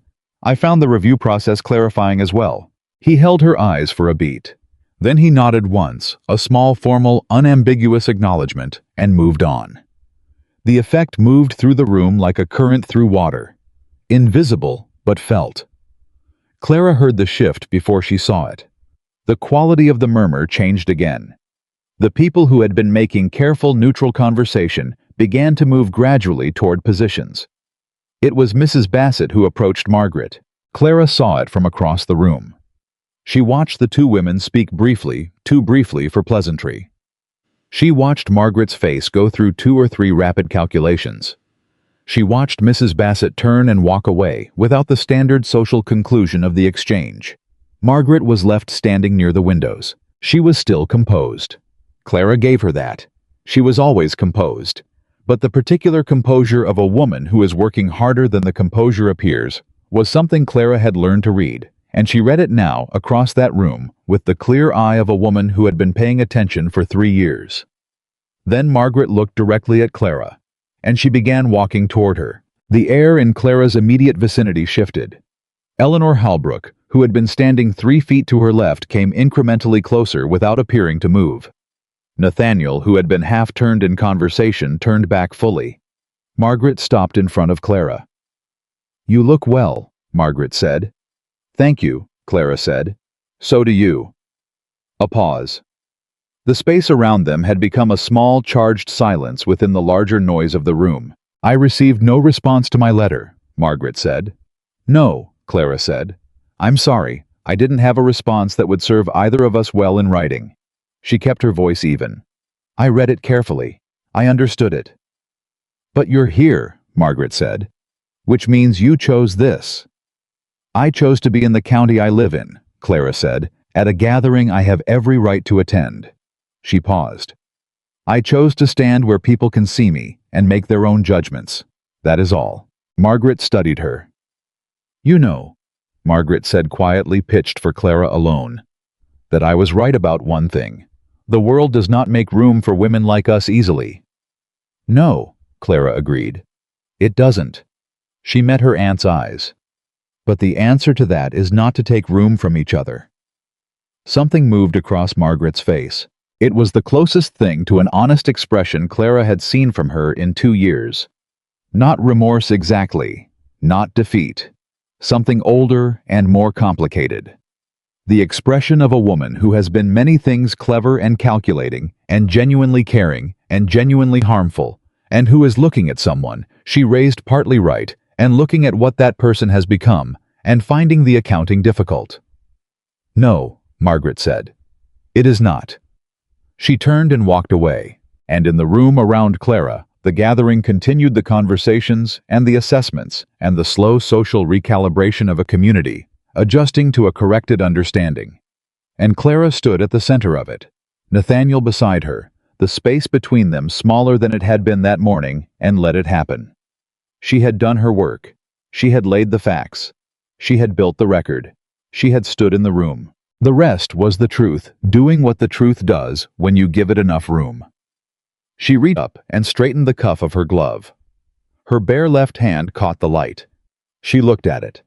And for the first time in 3 years, 2 months and 11 days, the absence of the ring felt not like a wound, but like a question still open, still possible, still hers to answer. They rode home from the Garrett house in silence, not the silence of 3 years ago, that hollow, careful silence of 2 people performing composure for each other across a long table. This was a different kind. Fuller. The silence of 2 people who had just done something difficult together and were still inside the feeling of it, not yet ready to turn it into words. Nathaniel sat beside her in the carriage. Not across from her. Beside her.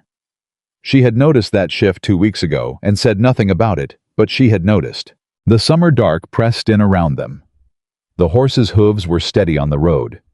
The heat had finally mercifully eased towards something breathable. Clara looked at her bare left hand in her lap. She thought about Margaret's face in that last moment, that complicated, unguarded expression before she turned away. She thought about Judge Garrett's precisely chosen words. She thought about Eleanor Halbrook taking her hand at the door, the grip of a woman making a statement, and Mrs. Drummond crossing the room toward her with purpose, and Annalie Porter's brief silent touch on her arm that communicated more than a speech would have. She had walked into that room carrying 8 months of quiet, careful work. She had walked out with the record corrected, the account straightened, and the particular kind of exhaustion that comes not from losing, but from winning something that should never have required a fight in the first place. "You were right," Nathaniel said. She turned to look at him. "About the gathering," he said. "About Garrett. About the letters. About all of it." He looked straight ahead for a moment. You built something in 18 days that most people couldn't build in 18 months, and you built it while also reviewing my timber contracts and managing the household accounts, and writing to me about the Fletcher correspondence." He paused. "I need you to understand that I understand that. Not just tonight. Going forward." "I know you understand it," she said. "Do you?" She considered it honestly. "I'm starting to," she said. "I was slower to trust your understanding than you were to develop it. That's fair given the history." "It's more than fair," he said. "It's rational." The carriage turned onto the Ashford Road. She knew this turn by feel now 3 years of knowing it. The slight pitch left, then the settle, as the wheels found the smoother ground of the estate approach. "What Margaret said to you," Nathaniel said. "At the end. What did she say?" "She said the world doesn't make room for women like us easily. And I told her the answer wasn't to take room from each other." He was quiet for a moment. "She didn't argue." "No," Clara said. "She didn't." He looked at her then, in the dim carriage light, with the particular attention he had been developing over the past 3 weeks. The focused, unhurried attention of a man who has decided that looking is now a priority and is making up for lost time. "Are you all right?" he asked. The question was simple, direct, without the formal scaffolding of concern that usually structured his expressions of care when he remembered to have them. Just, "Are you all right?" Asked the way you ask someone you actually want the true answer from. She thought about it honestly the way she did most things. "I'm tired," she said. "And I'm relieved. And I'm something else that I don't have the exact word for yet." She paused. "Something that feels like the moment after you've been holding your breath for a very long time and you finally let it out. Not happy exactly. Just breathing again." "Yes," he said quietly. "I know that feeling." The carriage stopped at the front of the house. They went inside. The house was quiet. The servants had not waited up. Clara had instructed them not to. The front hallway was lit by 2 oil lamps, enough to navigate by warm and low against the dark. Nathaniel set his hat on the entry table. Clara pulled off her gloves. She was about to say goodnight. They had been maintaining separate evening routines. Another quiet, unspoken acknowledgement of the distance still between them when Nathaniel said, "Stay." She stopped. "Just for a while," he said. I'm not asking." He stopped. Started again without the formal composure he usually fell back on when language became difficult. "I would like to sit with you. In the study, or the parlor, or wherever you're comfortable. I would like to sit with you and not be on opposite ends of something." She looked at him. The man who had not looked up from his correspondence for 3 years was standing in his own hallway asking her to sit with him in a voice that had no performance in it. Just the plain exposed request of a man who has learned at some cost to his pride what he actually needs. "The parlor," she said. "I'll have Maisie bring tea. It's past 10. Maisie won't mind." Maisie did not mind.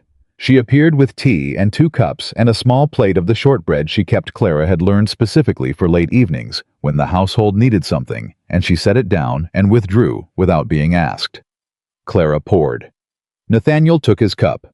They sat in the parlor, not at formal opposite ends, but in the 2 chairs angled toward each other, near the cold fireplace, the way people sit when they are actually talking, rather than being in the same room. "Tell me something," Clara said. "What?" "Tell me something I don't know about you." She held her cup. "Not about the estate, not about business, something real." He looked at her for a moment. "When I was 16, he said, I spent an entire summer teaching myself to draw. Maps mostly. I was convinced I would be a cartographer." A pause. "I was terrible at it. My father found the drawings and said nothing, which was worse than if he'd criticized them because it meant they weren't worth criticizing." He paused. "I threw them all away." Clara looked at him. "That's a cruel story," she said quietly. "It's a true one." "Do you still draw?" "No." He looked at his cup. "I stopped that summer." "Would you like to again?" He looked up at her. The question had surprised him, she could see that. The simple directness of it. "Not that's a shame or how interesting, but would you like to again?" asking what he actually wanted rather than commenting on what he had lost. "I don't know," he said. "I haven't thought about it in years." "Think about it," she said. "You have a wife who manages the accounts and reviews the timber contracts. You might have time." Something crossed his face, that quality again, the one that appeared when she recalibrated something in him. This time it was warmer. Something that was working carefully and without rushing toward becoming a smile. "You're different than I thought you were," he said. "You didn't think much about what I was," she said. "That's different from thinking I was a certain way." "Fair," he said. "You're right. I didn't think." He paused. "I would like to think now, if you'll let me. Tell me something I don't know about you." She considered it. She had been so long in the habit of saying less, of fitting herself into the space she was given, rather than the space she needed, that the invitation to fill space felt briefly disorienting, like opening a door she'd been pressing against for so long that when it finally opened, she stumbled slightly. "I used to write," she said. "Letters mostly, long ones. My cousin and I wrote to each other every week from the time I was 12 until I married." She paused. "I stopped after the first year here. I told myself it was because I was busy, but I stopped because every letter I wrote was about things I wasn't allowed to do or thoughts I wasn't supposed to have, and it became painful to describe my life to someone who could hear it clearly." She stopped. "I didn't want her to feel sorry for me, and I couldn't lie to her because she knew me too well." Nathaniel was quiet. "Your cousin in Charlottesville," he said. "The one you wrote to 3 times with no answer." "Yes. You thought she had stopped replying. I thought she had grown busy and moved on." Clara looked at her cup. Margaret had the letters. The silence between them was very specific. The silence of a thing that cannot be undone, held between 2 people who both understand it cannot be undone. "Write to her," Nathaniel said. "Tomorrow, as long as you need to." "I intend to," Clara said. "I wrote to her last week, actually, the day after Margaret left." She looked up. She wrote back in 4 days. She had been wondering for 2 years why I had stopped answering her letters. Nathaniel stared at her. "She wrote to you," he said. 6 times, Clara said. "Apparently." She met his eyes. "I never received those either." The weight of that settled in the room. 6 letters from a cousin. 7 letters Clara had written to Nathaniel in Richmond. The ordinary, irreplaceable texture of a woman's connection to the people she loved quietly dismantled over 2 years. "I'm sorry," Nathaniel said. Not the formal managed apology. Something plainer. I am genuinely sorry, Clara." "I know," she said. She meant it. That was the strange part. She did know it now. She had known it since the day he sat across from her in the small sitting room and listened to everything without the defensive deflection she had been braced for. A man performing contrition deflects eventually. A man who is actually reckoning with something doesn't. He hadn't deflected. She set her cup down. Then she did something that surprised even herself. She reached across the space between their chairs, and she put her hand on his, briefly, lightly, the way you touch something carefully when you're not sure yet whether it will hold your weight. He went very still. He didn't move. He didn't close his hand over hers. He simply went still the way people go still when they are being careful with something they are afraid of losing by reaching for it too quickly. She left her hand there for a moment. Then she sat back. "It's late," she said. "Yes," he said. His voice was slightly different. Not dramatic about it, just different. "Good night, Nathaniel." "Good night, Clara." She went upstairs. She did not sleep immediately. She lay in the dark and thought about her cousin's return letter, which was currently folded inside the Bible, beside the now empty space where the journal had been. Her cousin had written with the brisk, warm, unguarded voice of a woman who picks up a relationship exactly where she left it without requiring a formal accounting of the gap, because she had known Clara since they were 12, and knew that the gap would be explained when Clara was ready to explain it. She thought about the gathering, about Margaret's face, about Garrett's precisely weighted words, about her own left hand bare in the carriage lamplight. She thought about Nathaniel in the parlor saying "I don't know" to the question of whether he would like to draw again, with the specific honesty of a man who has remembered that he is allowed to not know things. She fell asleep thinking about that. 3 weeks later, she found the drawings. She had been reorganizing the study shelves, a project Nathaniel had offered to help with, which had turned into a 2-hour negotiation about which reference volumes actually needed to be within arm's reach, and which were purely decorative, during which it emerged that Nathaniel had strong feelings about the organization of agricultural reference materials, and Clara had equally strong feelings about the unnecessary amount of shelf space being given to a legal compendium that had not been opened in 4 years. They had compromised. Twice. It was becoming a pattern. At the back of the lowest shelf behind the legal compendium that was now relegated to the floor to make its permanent irrelevance official was a flat leather portfolio. She almost set it aside without opening it. Then she opened it. Inside were maps. 15 or 16 of them hand-drawn on loose paper that had yellowed at the edges. Some were rough. A teenager's early attempts, uncertain lines, and corrected margins, and the visible evidence of someone learning by doing. But several of the later ones were not rough at all.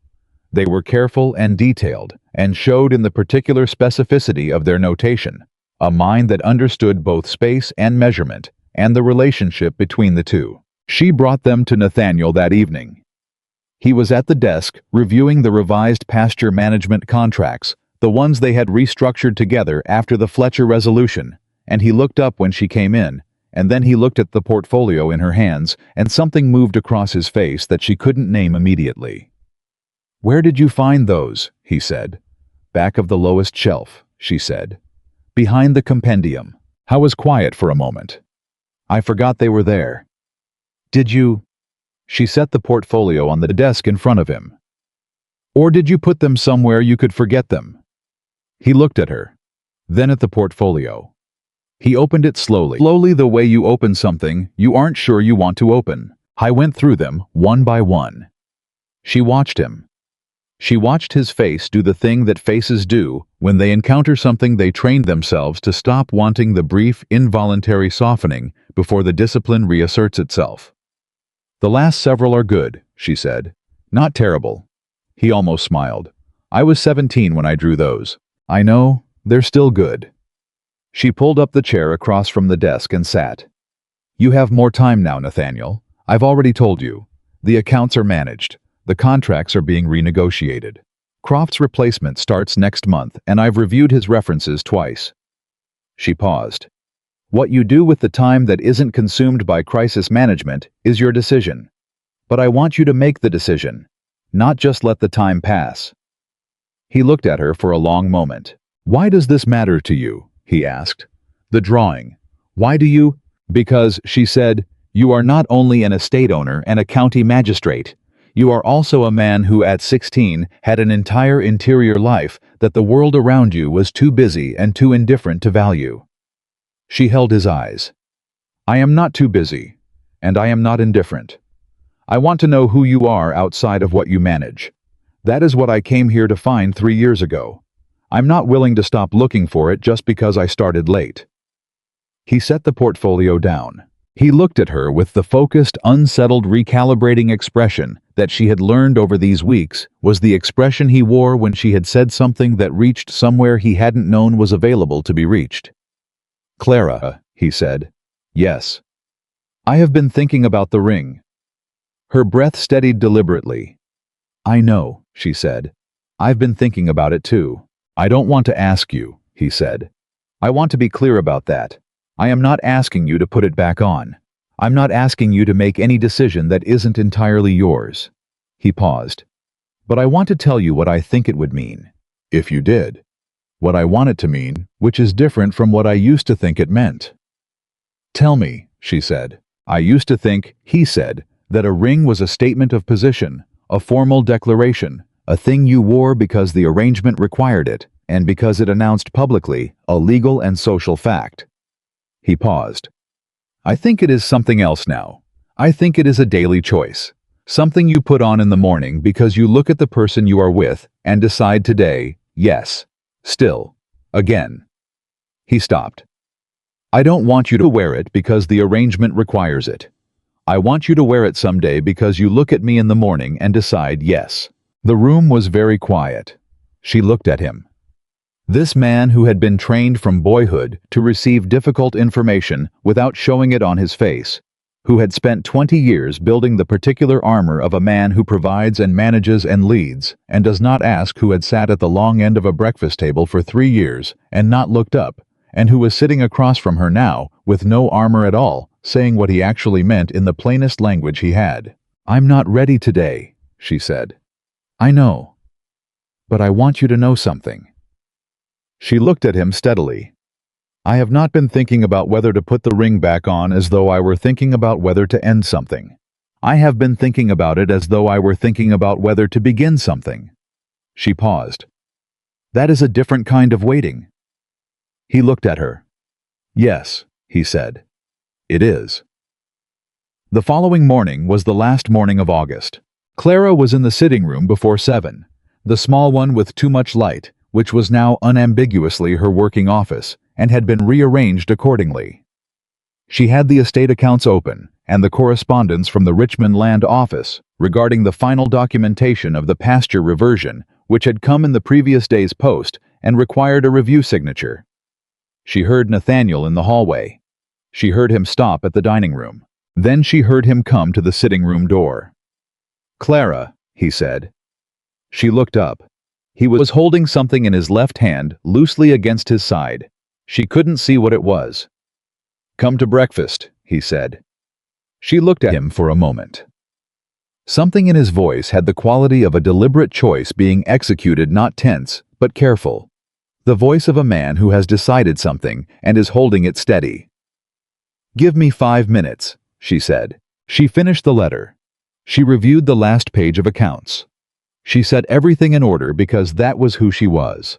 A woman who finished what she was doing and left things in order, and she went downstairs. The dining room was quiet. The morning light came in warm and specific. Nathaniel was standing near her end of the table. Not at his end, hers.